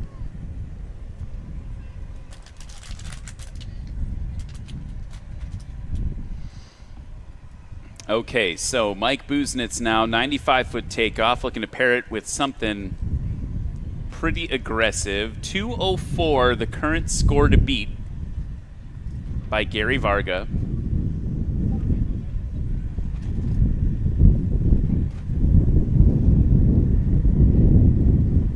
Coming in low and to your right, and man, do we have a lot of wind on the nose right now. And I feel like that means it's going to die out right as he gets over the line. Little bit of a balloon. Okay, so definitely gave up a lot of distance. Feel like 100, 150 feet from the line, give or take? Yeah, I agree. Folks, don't forget, if you've seen your favorite pilot fly today, if you've made up your mind, you know who the best is in your mind, vote.nationalstol.com. That's vote.nationalstol.com.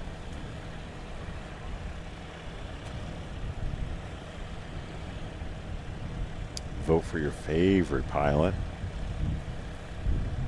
That ends after the to find your favorite pilot. You're making notes on who's going to be your favorite up until then. You have up until the end of the competition to cast your vote. Thinking back to the last heat, the other thing we want to talk about is Gary Varga was actually the number 4 best landing of today. Nice. Dave Curley had to get off those brakes real quick. Yeah, that's worth a round of applause. That was well handled. He's very calculated, so even to see that tail come up that much it's pretty exciting.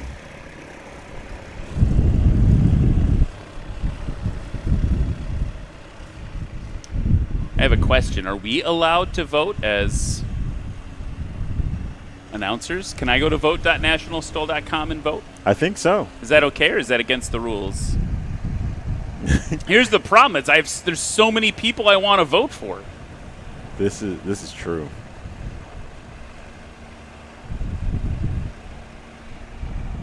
Matt Dorsum working the wind. Watch him bobble and bubble around. Settling it in now. Pull the throttle. Good over the line. And kind of perfect. Mm-hmm. Kind of perfect there. You hear that Yamaha Apex 160 horse engine carry him through onto the taxiway. It's another one of our not manufactured to be an aviation engine, but here we are. But here we are. That's the wonder of experimental aviation. You can throw something crazy on the front.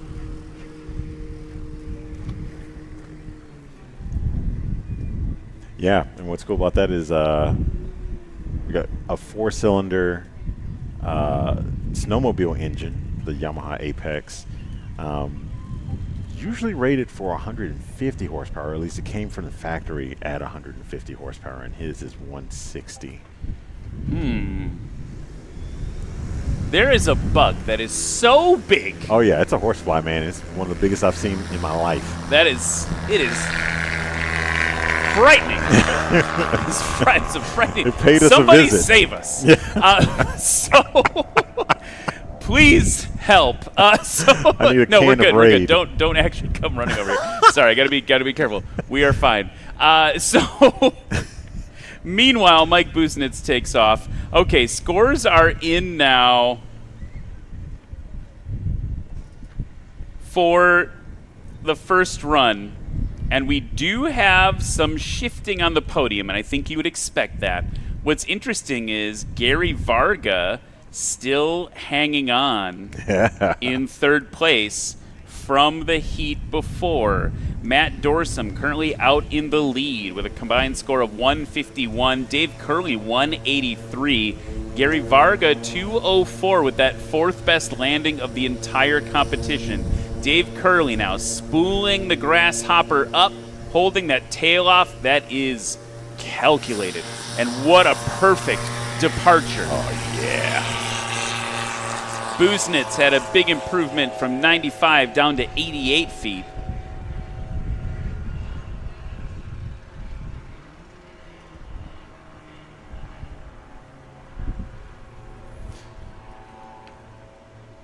Just really cool to see all these souped up sport class aircraft doing their thing out here. Say hi to a couple of folks in the chat. Hello to Harry in the chat. Hello, Boku. We haven't said hi to you yet. Hello, S58035, whatever that means. Great to see you. Matt Dorsimoff, so short. Yeah. I mean, I don't even know how to talk about it.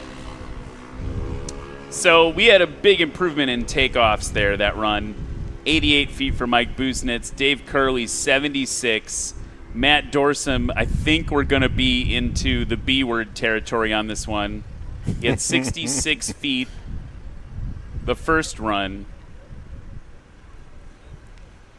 And I'm just waiting. 71 feet. Okay, it's like less. I got to stop putting so much pressure. Putting a lot of pressure on Matt Dorsum right now, who is obviously still currently in first place. Now, Mike Busenitz, lowish and to your right, coming in over the, we'll call them Missouri skies. Technically, this airport's on like a little notch that penetrates into Kansas. Yes. So I think everywhere you look, you're looking at Kansas sky, technically. All right, here he comes. Holding it off nice and slow. Tail coming down. Oh, that yeah. felt pretty close to the line from here. We'll see on the replay.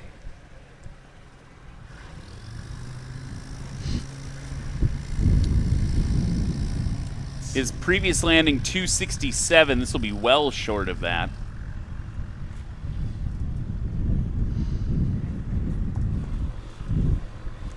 .225 combined now for Mike Busenitz. That landing was 137, so he's dialing it in. There's a threat to Gary Varga right now. In the same plane, it's Mike Busenitz. They're close right now. They're really close. Just 21 feet separating them. Dave Curley off and to your right there. And you can see, in addition to the green paint, why it's called Grasshopper. You look at the legs dangling down. Yeah. It's got that grasshopper-ish stance.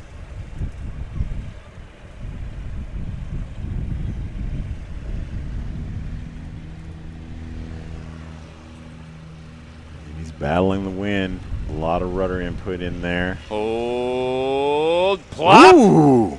Nice. Yeah. And look how short that was. Well done, David Curley. I want to say thanks to our friends in the chat here. We've got Harry, who just came into the chat, is just asking a lot of questions about. He's never seen STOL before. He's like, hey, wow, I've just tuned in 5 minutes ago. I'm already getting a shout out on the stream. But it's great. The chat is educating him about how it works, about how the planes are in similar classes, how they get different 3 runs. Excellent. Thanks, chat. All right, here we go. Here comes Matt Dorsum. Oh, a lot of power, a lot of power, a lot of power. Yeah, he's going to ride that one out into a go-around. You can see kind of we started getting that, like, oscillation-y thing. Yeah, we're going up, we're going down, we're getting airspeed and power. Good call by Matt Dorsum to go around on that. Going to try to do a tight pattern now, I'm sure. Yeah, it's so good to just nip that in the bud as soon as you possibly can. You don't want to get into oscillation territory because I don't know if you've seen on the internet, but you've seen like landings that they just want to stick the landing and they just need to introduce power and just go around. Now, here's what's interesting. While we've been chatting, Dave Curley, we said it was short. I don't know if you realize, Cam, how short it was. No. 76-foot takeoff paired with a 63-foot landing. That's going to push Dave Curley currently up into first, heading into run number 3. Now, we haven't seen what Matt Dorsum can do. He did the go-around, slightly shorter takeoff on run 2. He's going to be, he's already over on base leg.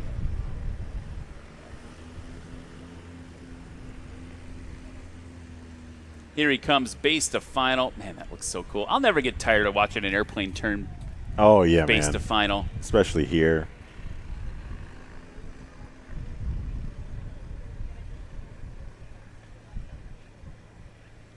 He's got a little bit, I think, just a little too slow for his altitude last time. And so we had to give it the beans, as it were. Mm-hmm.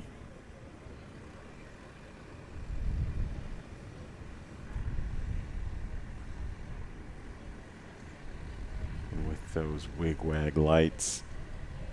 Still doing some wind battling back there while he's on final. The feathered flags are showing us a direct crosswind. Good over the line. Yeah.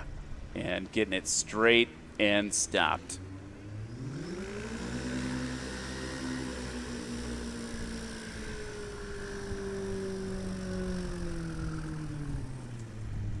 Good for Matt Dorsum.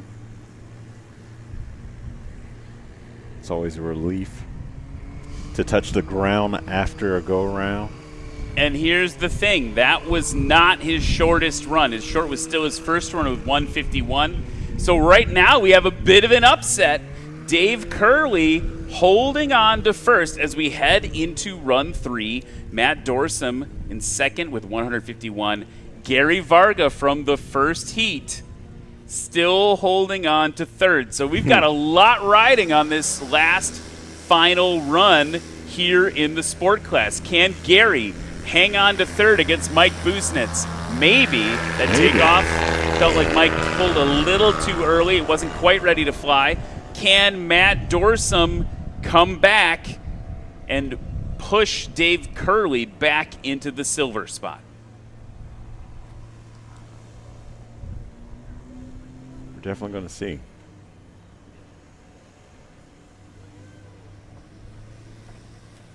All the grasshoppers getting set up.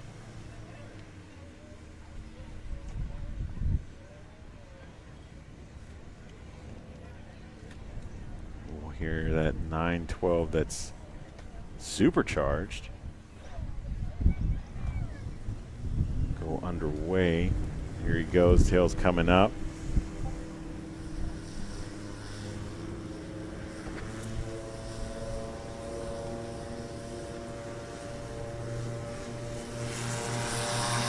Nice. As he's crabbing on the takeoff. He wants to keep it. Yeah. I don't know if he knows that he's in first. This is the other thing. He might not be listening. By the way, folks, not only do we have a huge crowd here in St. Joseph, we have over 658 people watching on the live stream from all over the world right now. So thank you so much. If you're watching on YouTube or Facebook, again, say hi in the chat. We won't be able to catch all of you, but we'd love to say hi. If you have questions, either the chat apparently can answer them, or maybe Cam and I can as well. Matt Dorsum off, and like, that was like rocket powered. Yes. He was behind the camera here in the booth, and he just, 1 second he was on the ground, the other second he was in the air. Yeah. Oh, that's so cool. So next up, after the sport class, folks, is going to be the unlimited class. And you're going to see some hot pilots doing some hot flying. We got Keith Lang is going to be flying that Bergen, Brady Bergen's PA-18. Ronnie Sanders is going to come back flying Mike Babcock's plane, just be really cool. Hal Stockman's going to make an appearance in the Badlands Vaquero. Jody Card and another Badlands Traveler, and Jared Garetson flying his Badlands Traveler. I love the description of it here. The 2026 Garetson Aviation Ultimate Badlands Traveler. Just put a little shine on that name.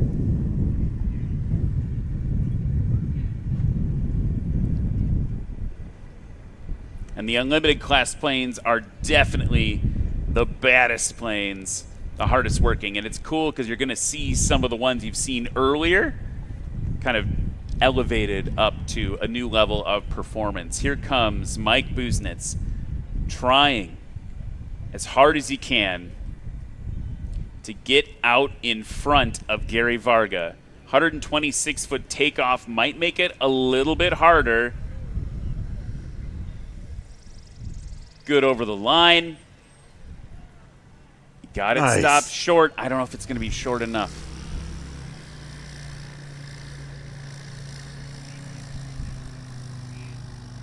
On the replay, was it good? Don't know if I saw the tire compress. Yeah, judges in the booth agree.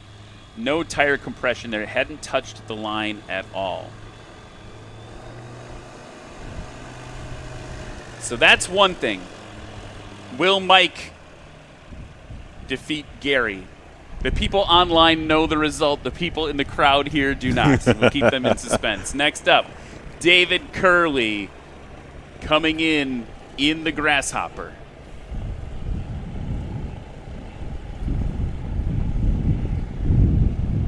Looking nice and stabilized. And then I say that, and then the wind starts blowing. He had a mid-level performance on his takeoff this run, not quite as short as the second one. To get further room between him and Dorsum, he's going to have to put a short one down. Nice. Ooh, that may have done it. That looked really short. I don't think it's 60. I don't think it was 63 feet short. Do you? We'll see. I don't think so. It looked close to 75. 71 feet. So okay. his 139 is going to stand as his best. It's all up to Dorsum now. 70-foot takeoff, shortest of the bunch in this run.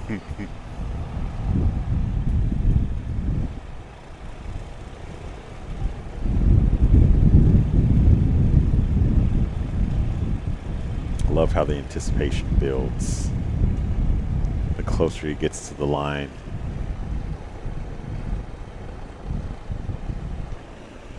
Matt Dorsum. All right. Good over the line.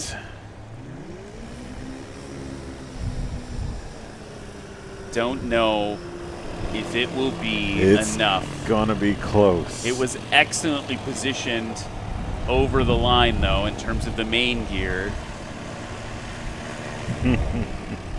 So that is going to wrap up the Cub class, folks. We're going to take a quick break and get you these results after just a few minutes.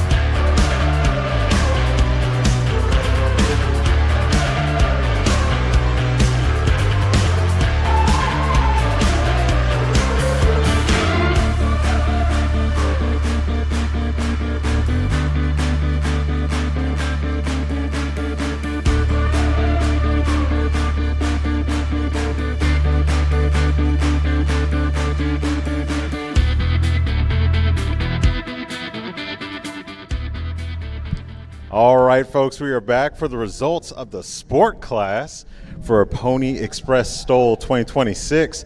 You guys ready for some scores? Yeah! All right, here we go. In fourth place, with a combined total of 225 feet, Michael Busenitz. In third place, with a combined total of 204 feet, Gary Varga. In second place, with a combined total of 143 feet, Matt Dorsum. And in first place, with a combined total of 139 feet, David Curley. He's out here saying first time. Congratulations, David. You want to say anything? No, I'm speechless. All right, he's speechless, everyone. So we'll be back in just a moment. You guys sit tight and we'll have some excellent flying coming up in just a moment.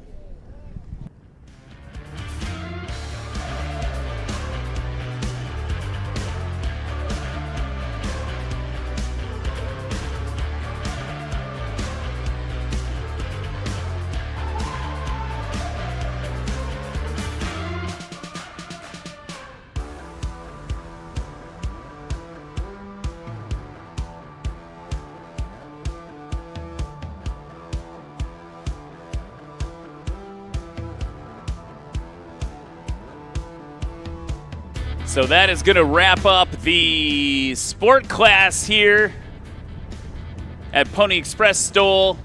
And now we're headed over into the Unlimited class in just a few minutes.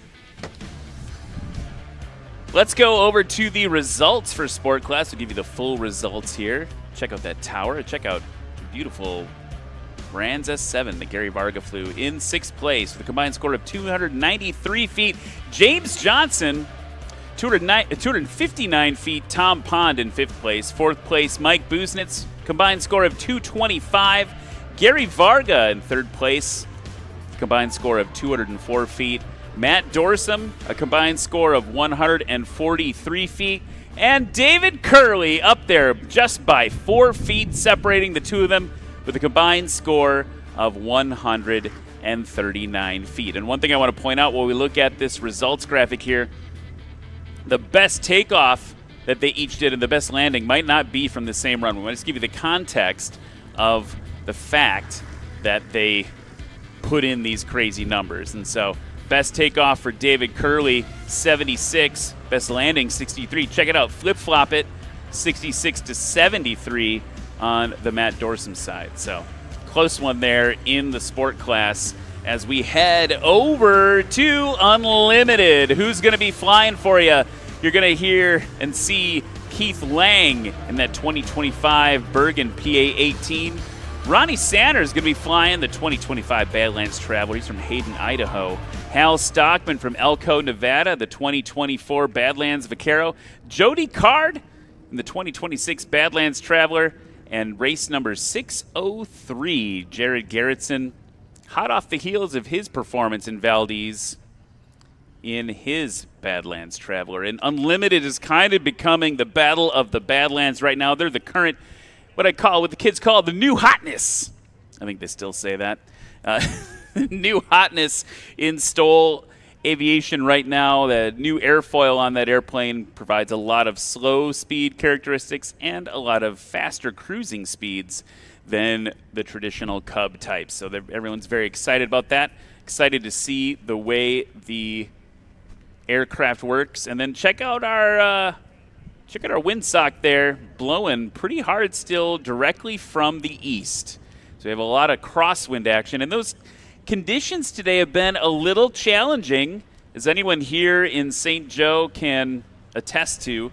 It's been a little challenging for our pilots. You've seen a lot of challenging work, a lot of ailerons, a lot of rudders. Everything's working. And they were even more challenging yesterday when we saw pilots really struggling against like a gusty, aggressive crosswind.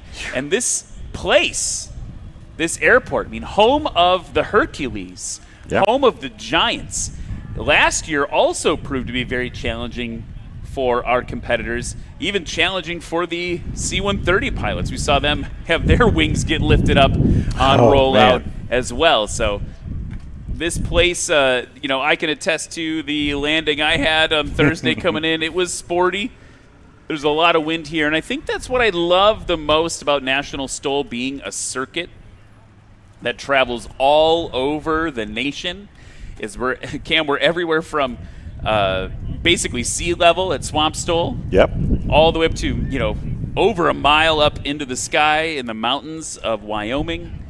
And we're going to be in the, you know, the high desert of Oregon later this year. And then down into the Music City, the country music, rock and roll area of the world, which is not something the pilots really need to compete in, rock and roll, but just a cool thing. So in the series over the course of its inception, you know, we've been on the fields of Sun and Fun at Lakeland. We've been, you know, underneath Naval Air Station Oceana's Hornets and F-35s. Yeah, man. And then early, we've competed on sand in the desert. I mean, this sport goes everywhere, and that's a great parallel to what the folks in the backcountry pilot communities do. You gotta fly everywhere. Exactly. Yeah, you got to have that experience to get in and out of. I mean, there are, just like in skiing, we have like, what is it, like double black diamond, like for difficulty. Yeah. Like, I mean, Bunny Hill to Black Diamond, right? Yeah, I mean, like there's just it's all over the place, and you need to have that skill set to go to these places. And not every spot you go to, you may be in transit and you may stop somewhere that, you know, you pull up iFly EFB and say, hey, I want to go there. That looks like a spot that I can get into. And maybe you haven't talked to a local that's like, hey, look, this is super challenging, and you kind of need to go to some other strips before you come to this one, because this one is our Godzilla. You know, like this is our Godzilla. Well, Matt Peterson was just talking to us about, there was an airport he landed at in Utah, an airstrip, let's call it. Yeah. He said, I had to do a Star Wars to get to it. He had to fly down a canyon to land at this airport. So, you know, you never know. I bet that was his Godzilla. I think so. Folks, if you are enjoying National STOL, and we really hope you are, and we're so proud of everything we've been doing here this year, our next event, we want to see you there, either online or in person, especially for our fans online. Mark your calendars right now, July 17th and 18th. You can watch this. Hartford, Wisconsin will be Sodbuster STOL, July 17th and 18th. The practice day will be the 17th. 18th will be the competitive day. It's right before the big air show in Oshkosh. So if you're going to Oshkosh, it's just a hop, skip, and a jump down the road. We'd love to see you there. Also, while we're getting ready for the last and final class, make sure to visit Karen and the rest of the team over in the merch tent. I see Karen and Jeff over there, and ADK and some other helpers working the merch booth. Come, she sent me a text. She said, don't forget to tell people to come buy your shirts, yo. So go buy your shirts, yo. Absolutely. And now she's making a face like she didn't want me to say it exactly like that. But I just read the copy as it's presented, Karen. That's just what we do here. It's a professional show.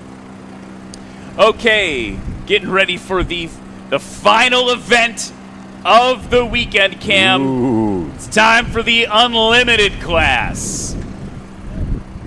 Exciting. They're getting things settled over there. Let's set the stage as we head into this class. Wind 130 degrees at 6, gusting up to 9 knots. Not necessarily the worst, but definitely not the best. Pretty hot here, pretty humid. I'd say so. But it's okay. All right. From Wasilla, Alaska, race number 50.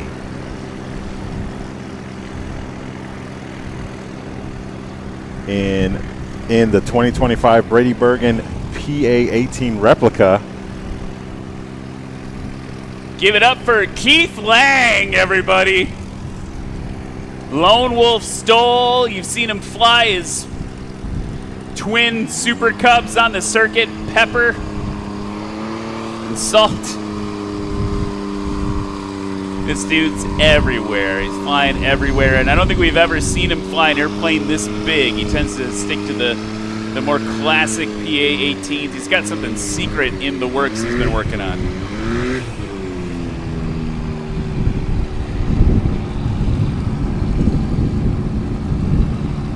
All right, and from Hayden, Idaho, in the 2025 Badlands Traveler, race number 14, Ronnie Sanner. So Ronnie is flying that same plane that Mike Babcock competed in earlier this weekend, well today really. Again, reminder, it's got a fire-breathing Yamaha Sidewinder up front, 33-inch tires, and did have a bit of aileron damage yesterday that was repaired overnight. So kind of a cool NASCAR-style story there. From Elko, Nevada, in the 2024 Badlands Vaquero, race number 3, Hal Stockman. Hal Stockman, the most famous man on the internet that's not on the internet. He's a STOL legend. Lawnmower 4.1 taxiing in front of you right now. Check out the canards on the front. That's super unique. The lift hitting the canards pushes the tail down to help him get a higher angle of attack instead of using weights. Yes. And from Casper, Wyoming, in the 2026 Badlands Traveler, race number 92, Jody Card. Yeah, Jody Card is flying one of those Badlands Travelers. It says here it's got a Rotax 916 on the front in addition to rocket boosters. I think only one of those things is probably true. From Manhattan, Kansas, in the 2026 Garetson Aviation Ultimate Badlands Traveler, race number 603, Jared Garetson. This is the plane. If you're a STOL fan, you saw this plane absolutely tear it up at Valdez with Jared at the controls. It's got an Edge 918 on the front, 31-inch Aero Classics, and of course, lift modification. He's got the slats on the front. You already saw Jared fly earlier today in the Backcountry Supercub Boss. That was a really big plane compared to this. I cannot wait to see what he's doing in this plane in person. We all watched it remotely from the competition in Pennsylvania last month because it was the same weekend as Valdez.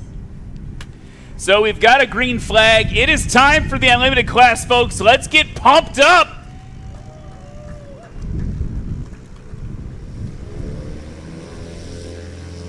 Keith Lang dropping the gauntlet.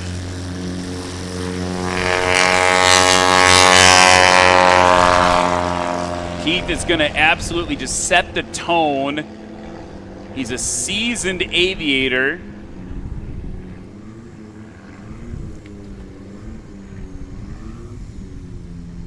Ronnie Sanner, part of the team that fixed this airplane, part of Mike's kind of crew, and it's going to be cool to see what another pilot can do with this airplane.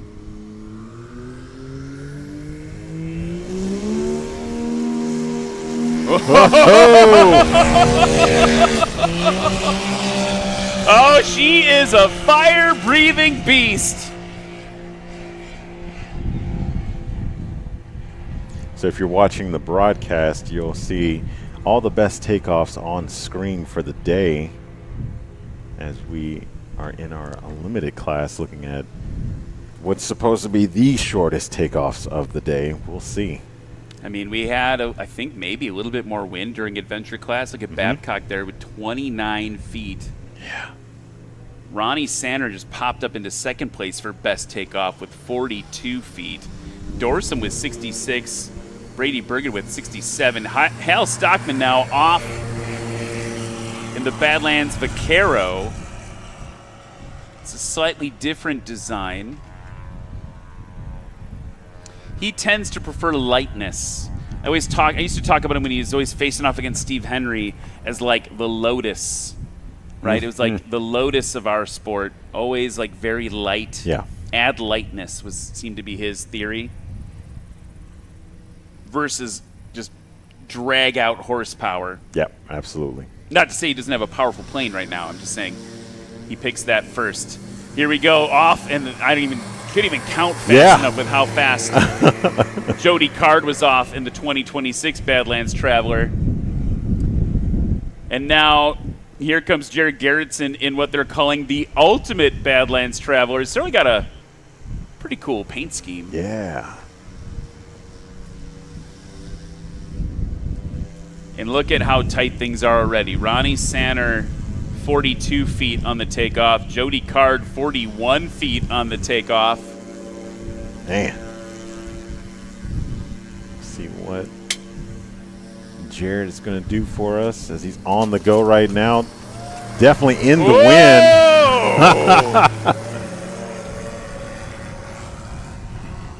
What's interesting about that engine is how quiet it is. Yeah, it's just compared to how powerful it is.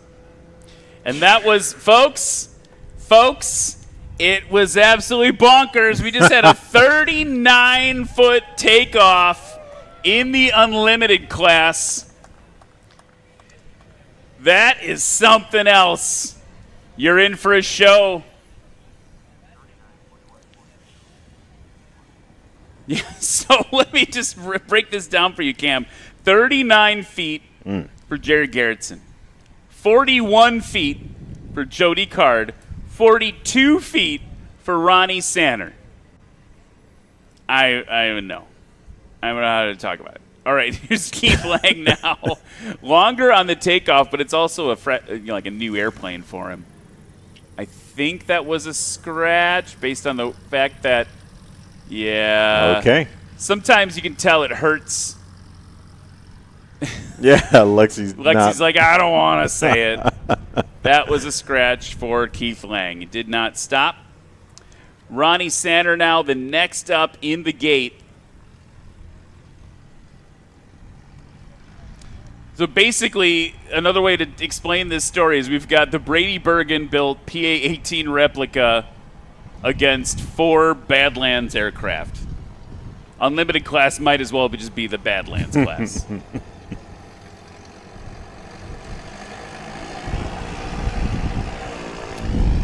Ronnie Sanner battling those winds out there on final. Yep. Here he comes now, holding it off right off the grass. Ooh! Good over the line, and I cannot believe how short that was. Wow, okay.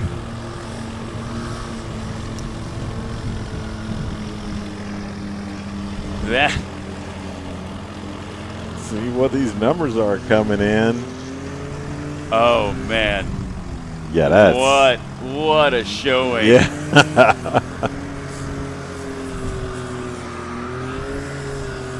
Oh, no. Oh. Going back into the replay. That was a scratch for Ronnie. Look at Hal Stockman. Just with those flaps down, you can see the canards poking out the side of the fuselage of that Badlands Vaquero.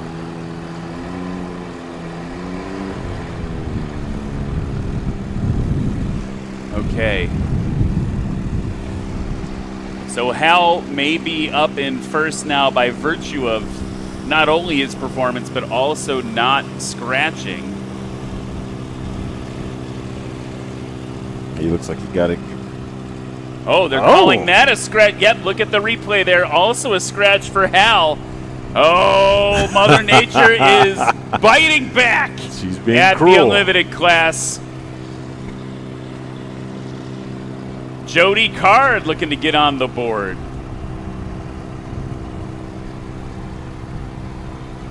They are bucking out there for sure in that wind. Ooh, working yeah. those gear. Jody Card famously in Pinedale was not afraid to sacrifice his gear legs in the pursuit of glory. And when he was interviewed about it, we said, what do you think about how that went? And he said, I'm here to win checkers or wreckers. I love that competitive spirit.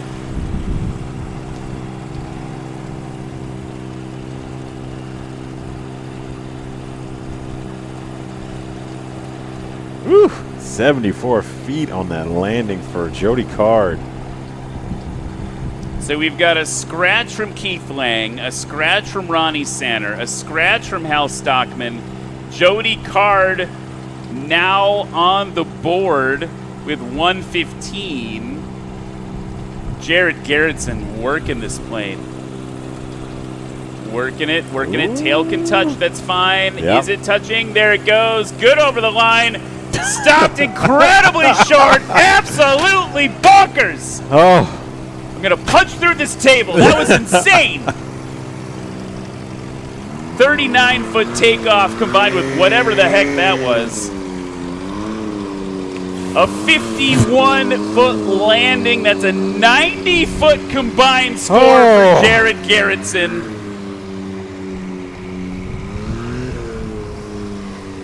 You got to say it, dude. You got to say it. I already did. I already got a bonkers in. You can say it I just got another bonkers. I got another bonkers. I got another one. I'm stuck in a bonkers loop. Oh, my goodness. Even the giant horsefly in the tent is impressed. Holy cow. Holy Toledo. That was something. So. Yeah, that's. Yeah, give them a holler, folks, as they taxi by. They can hear you in the cockpit.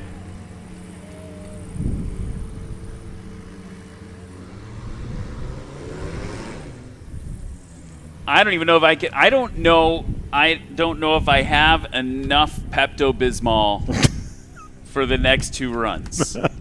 I don't know if I will survive what we're about to see. We've got 3 scratches on the board. Jody Card and Jared Garetson stand alone on the podium. 2 runs remain.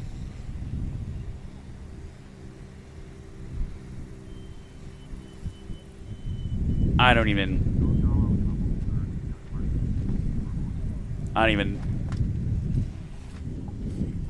know what to do. And because I'm so amped up, sounds like they're going to hold all the airplanes for a departure that's leaving. I'm looking around, trying to find it. Where is it?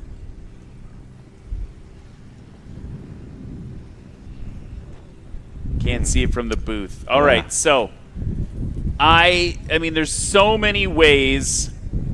There's so many ways that this could net out. I don't think it's fair to count, honestly, any of them out. The only person we really need to see like a dramatic improvement from is Keith Lang. But that's a new airplane for him, right? Like it's a plane that he's borrowing from a friend. And I just don't even know how to process what we're about to see here. I think Ronnie Sanner, I mean, look at that. Let's go back to those takeoffs, Cam. 39 feet for Jared Garetson. 51 feet for Hal Stockman. 41 feet for Jody Card. 42 feet for Ronnie. And Ronnie had a 55-foot landing, which would put him only 8 feet behind Jared. Like, Ronnie could still take it. Honestly, Hal could still take it. Jody's got plenty of room to improve.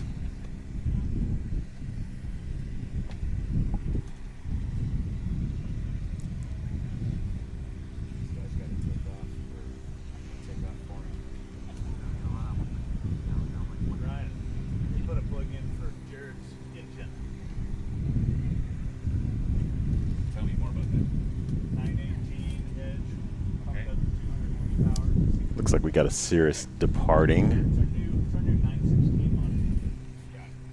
Striking orange livery on that aircraft is pretty cool. So once again, all of us in general aviation have to wait for a Cirrus to take off. While we do that, I just got a little intel on Jared's engine. This is the Edge 918. It's making 200 horsepowers. Oof. And Mike Business just came up. He said, it's our secret weapon. That's, yeah, okay. So it's a modified Rotax 916. Okay, yeah. That's why they added two. They added two 916 to 918. I was talking to Brady yesterday at our competitors dinner, and he had mentioned 918. And I was like, did I just hear that? That's not a real. All right, we're back in action. And Keith Lang.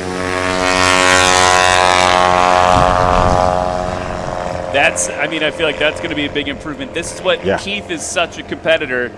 He's just got to feel it out. That's what I'm saying. Like, he's got the most ground to cover, but I wouldn't say he's out of the running. 100 feet for that takeoff for Keith. Now there's wind, of course, after Keith took off. There's a little bit more wind. Okay, Ronnie's previous takeoff, 42 feet.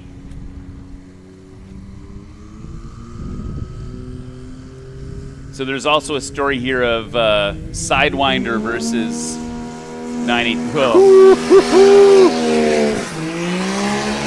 Yeah, that thing is locked on. Yeah, man, that's awesome. Over to Hal Stockman. Friends. 30 feet on that last takeoff. 30 feet, Cam! That's insane, man. Is it? Yeah. It is. You can say it. Bonkers! It's all of that, all day. We're going to flip this table. Hal Stockman's waiting for the air bosses to release him. There he goes. Look at that, floating off. Oh.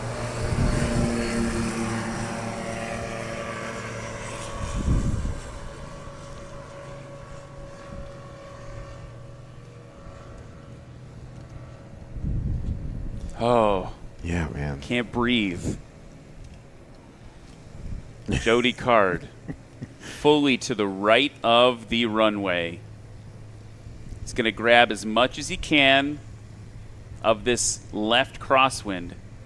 Still not the most conducive to the shortest takeoffs based on what the wind is doing.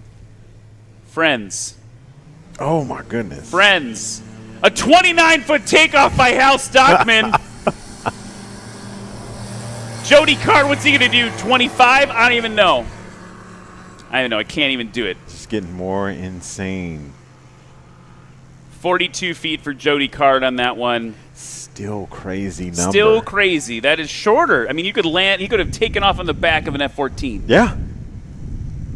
Or other things that are 50 feet long. So this is how, and this is what I love. It's like Hal Stockman, right? Kind of a weird airplane. Got the canards, got the whole thing. 29-foot takeoff. This run could be it for him. He could get in front of all these jokers. Oh, doggy. What are we watching?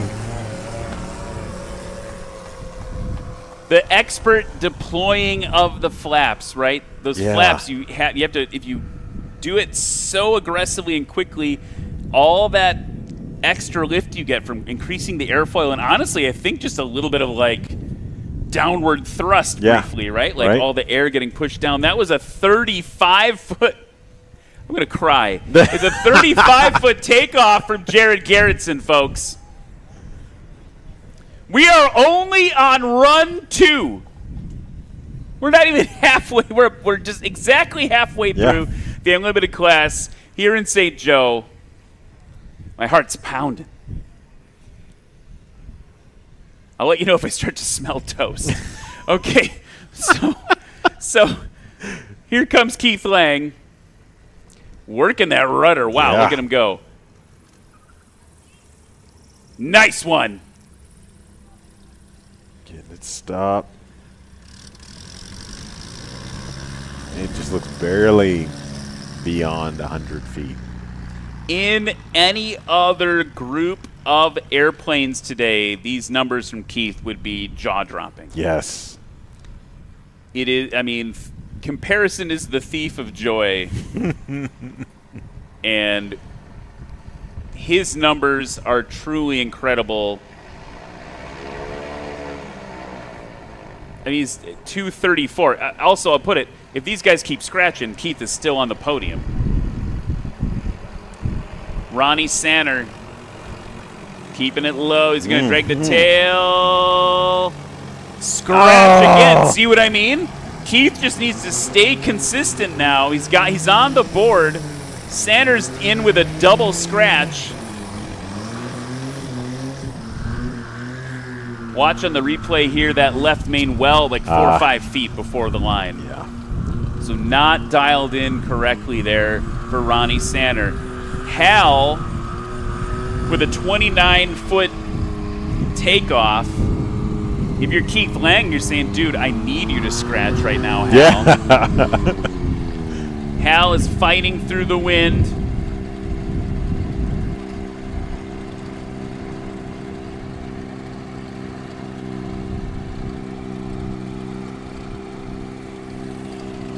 Oh, no. And a scratch for Hal Stockton! No! Not with a 29-foot takeoff. Say it ain't so. You can't handle that. So now, I mean, but that's what I just said. Keith Lang with the bronze spot. Yeah. Oh, we still have man. another run. We still have another run after this. So it's still possible that Ronnie or Hal could come in and swoop in with the upset. But right now, you've got Jared, Jody, and Keith on the board. Here comes Jody Card. Tickling the top of the grass, keeping those mains off.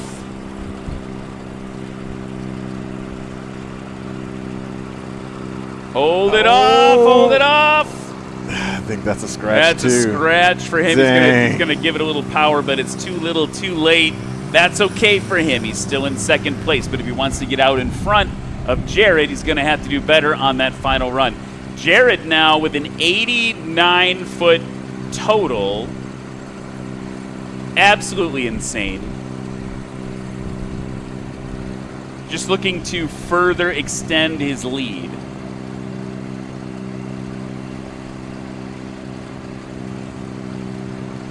A lot of crosswind correction here. Like a left quartering crosswind, still on the nose. Yep. And if anyone is good at power management, it is Jared Garetson right now. Watch the way he's holding it off. That's not even real. That's not even real. Yeah, no. That's not even real. That was AI. It felt like AI. Like, what even is that? That was insane. What are we looking at? What is happening? He's happy about it. Oh, yeah, he's got to be. Was it a scratch? Please don't be a scratch. I think it was a scratch. They're going to call that a scratch for Jared Garetson. That left main did touch the grass. But that is one for TikTok. Yeah. Upload it. I mean, that would have been a 76 combined score. And I think it's fair to say it was 76 feet combined because he was only like 6 inches into the line. It was so close. So he's still going to be at 89 feet, but that second run, what happened? Keith Lang on the board, 234. He's in third place now. Ronnie Sanner, scratch. Hal Stockman, scratch. Hey. Jody Card, scratch. Jared Garetson even, scratch. I mean, just goes to show it can happen to anyone. Third run. Jared's on the radio saying he's not sure that he scratched. He's having a hard time believing it. We're going to go through it frame by frame with him if he wants afterwards. I definitely saw that left main touching the line. Ooh. But that's how close it was. Yeah, man, I'm just... my emotions have already just been all over the place. So Keith Lang just took off in the PA 18. 99 feet. There we go. Sub 100 from Keith Lang in a plane that is very different from the others competing right now. Now, Ronnie Sanner. Insane takeoff distances. His shortest was 30 feet. That one's going to be close to that, too. Yeah. Look at that. I don't even know. It sounded like he's shifting up there. Yeah. He shifted into second gear. What will that insane number be? Will it be shorter than 30? Oh, my goodness. That was the shortest takeoff of the day, folks. 26 feet. Whew. I'm going to barf, dude. I mean, I can't even breathe. So I don't have asthma, but I'm going to have to take a nap after this. Okay, 26 feet. Was that the shortest takeoff of the day? I think actually 22. Was it 22 feet? Did we see 22 feet? No, Babcock was 29 feet. So that is definitely the shortest takeoff of the day. Oh, my Yeah, goodness. 26 feet. Babcock 29. Garetson 39. Hal Stockman also had 29. Man. So he just, by the way, Hal Stockman came in at 52, and that's why that last scratch was so heartbreaking. Because if you take that 82 feet, he'd be at 111. That would have put him into second place last run if he wouldn't have scratched. Jody Card's on the board already in second place with a combined score of 115. I don't even know what that just was. I feel like there's something, like, did the Matrix break? Something's happening. Are the wings filled with helium? Are the tires filled with helium? Do they have some sort of new alien technology built inside? Yeah. I'm going with that one. I'm going with the latter. 918 is spooling up. 200 horsepower.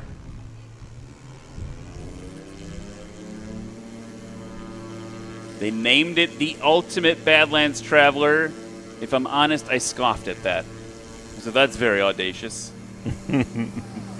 Not quite ready to fly as fast as it was last time. Jody Card's takeoff was his best, down to 40 feet. I'm waiting to see what number comes in for Jared Garetson. Meanwhile, Keith Lang, to your right, on final approach. That was a 44-foot takeoff for Jared Garetson. It's insane to say this. That was actually his longest at 44 feet. Keith Lang currently in third place. If he can use this best takeoff and combine it with an even shorter landing, it'll solidify his position in third to defend against the other two pilots. Good over the line. Gave up like a plane length there, I feel like. Give or take. Yeah. But he got it stopped nice and short relative to his touchdown point. That will be the new number to beat for third place. Keith Lang now with 212.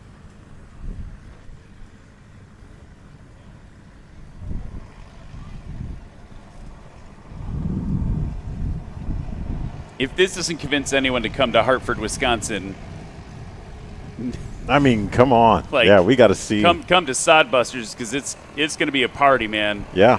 Or woman, everybody, all Yes. people.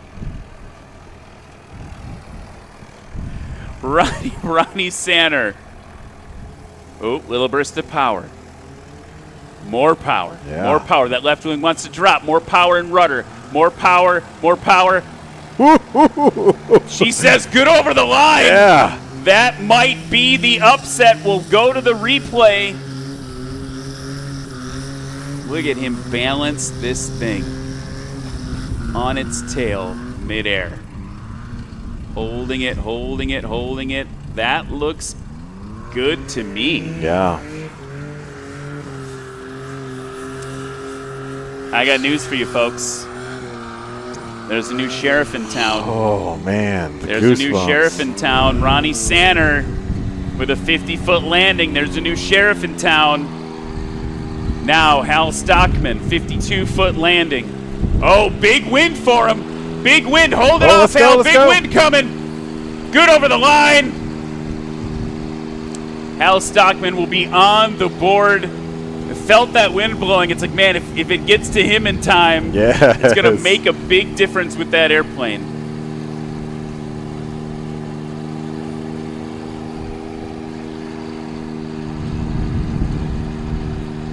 If Jared Garetson hadn't scratched that second run, he would be tied with Ronnie. Oh, man. 171 for Hal Stockman. He's going to push Keith further down. Big wind now coming. Big gust on our backs. Yeah. Look at the crab angle. Oh, settling. Good over the line. I can't breathe. Let's go to the replay on this one. As Jared Garetson comes in, frame by frame here. Good over the line now for Jody Card. What will that number be? We have shuffled the deck completely in run 3.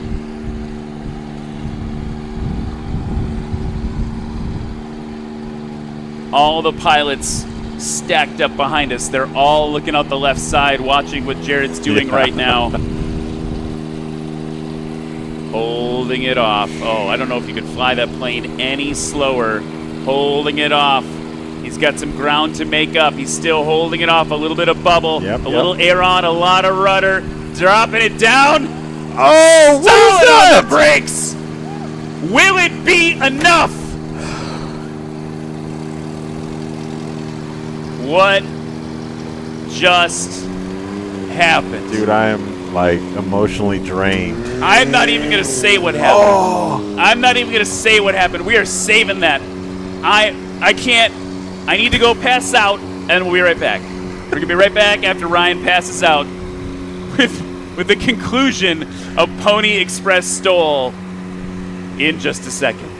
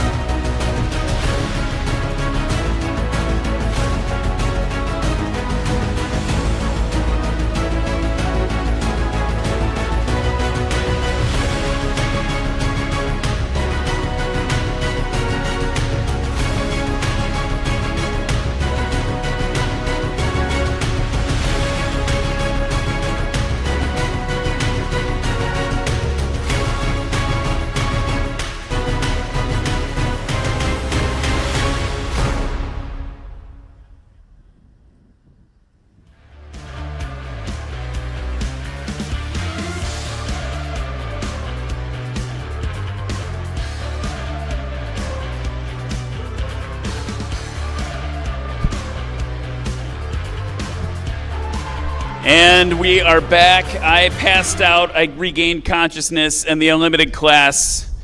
It's time to talk about it, folks. How about this unlimited class behind me? That was insane. That's why it's unlimited. Folks, if you're here in St. Joe, one of the cool things that's going to happen is after we wrap this up, after these aircraft behind us move back into the pits, we're going to open the competitor pits to the public so you can go meet the pilots, check out the airplanes. Please look but don't touch the airplanes, but you can ask questions and check them out and look at them up close. Okay. Guys, I'm gonna come over here so everyone can see all of you. You were all trading spots. I think everyone was on the podium at least for a run. In third place, with a combined score of 103 feet, let's hear for Jody Card. Now, there's 1 foot separating first and second place. Can I get like a whoa? Yeah, it's pretty crazy. In second place, with a combined score of 76 feet, let's hear for Ronnie Sanner. And in first place, with a combined score of 75 feet in the last run, let's hear for Jared Garetson. Jared, when we were waiting for the commercial to end, you were all worried about that scratch, that second run scratch, but it doesn't matter. You pulled it out in the end. I suppose. He's still in shock. Talk to me about this airplane. It's a new airplane on this circuit, but you flew it up in Valdez. How's it performing for you? This airplane is absolutely awesome. It's the latest and greatest airplane that we finished up. It's our ultimate Badlands Traveler, built at my shop, Garetson Aviation, specifically for the M4 Ranch Group. So they were kind enough to sponsor me at this event with their airplane. And we're just trying to build world-class airplanes and do cool things with them and bring people along for our wild journey. What a wild journey it has been today. Folks, let's hear it for the unlimited class and for our podium finishers, Jody, Ronnie, and Jared. I want to say a big thank you to all the volunteers, all the sponsors that helped bring this event together. Got to say thank you to the broadcast team. If you see anyone by a camera, give them a handshake today. Want to say a big thank you to Karen for all of her hard work. Happy birthday to Tom. Folks, we will see you at Sodbusters, right south of Oshkosh there. It's going to be a wild ride. NationalSTOL.com. For Cam Walton, I'm Ryan Dombrowski. Thanks for watching.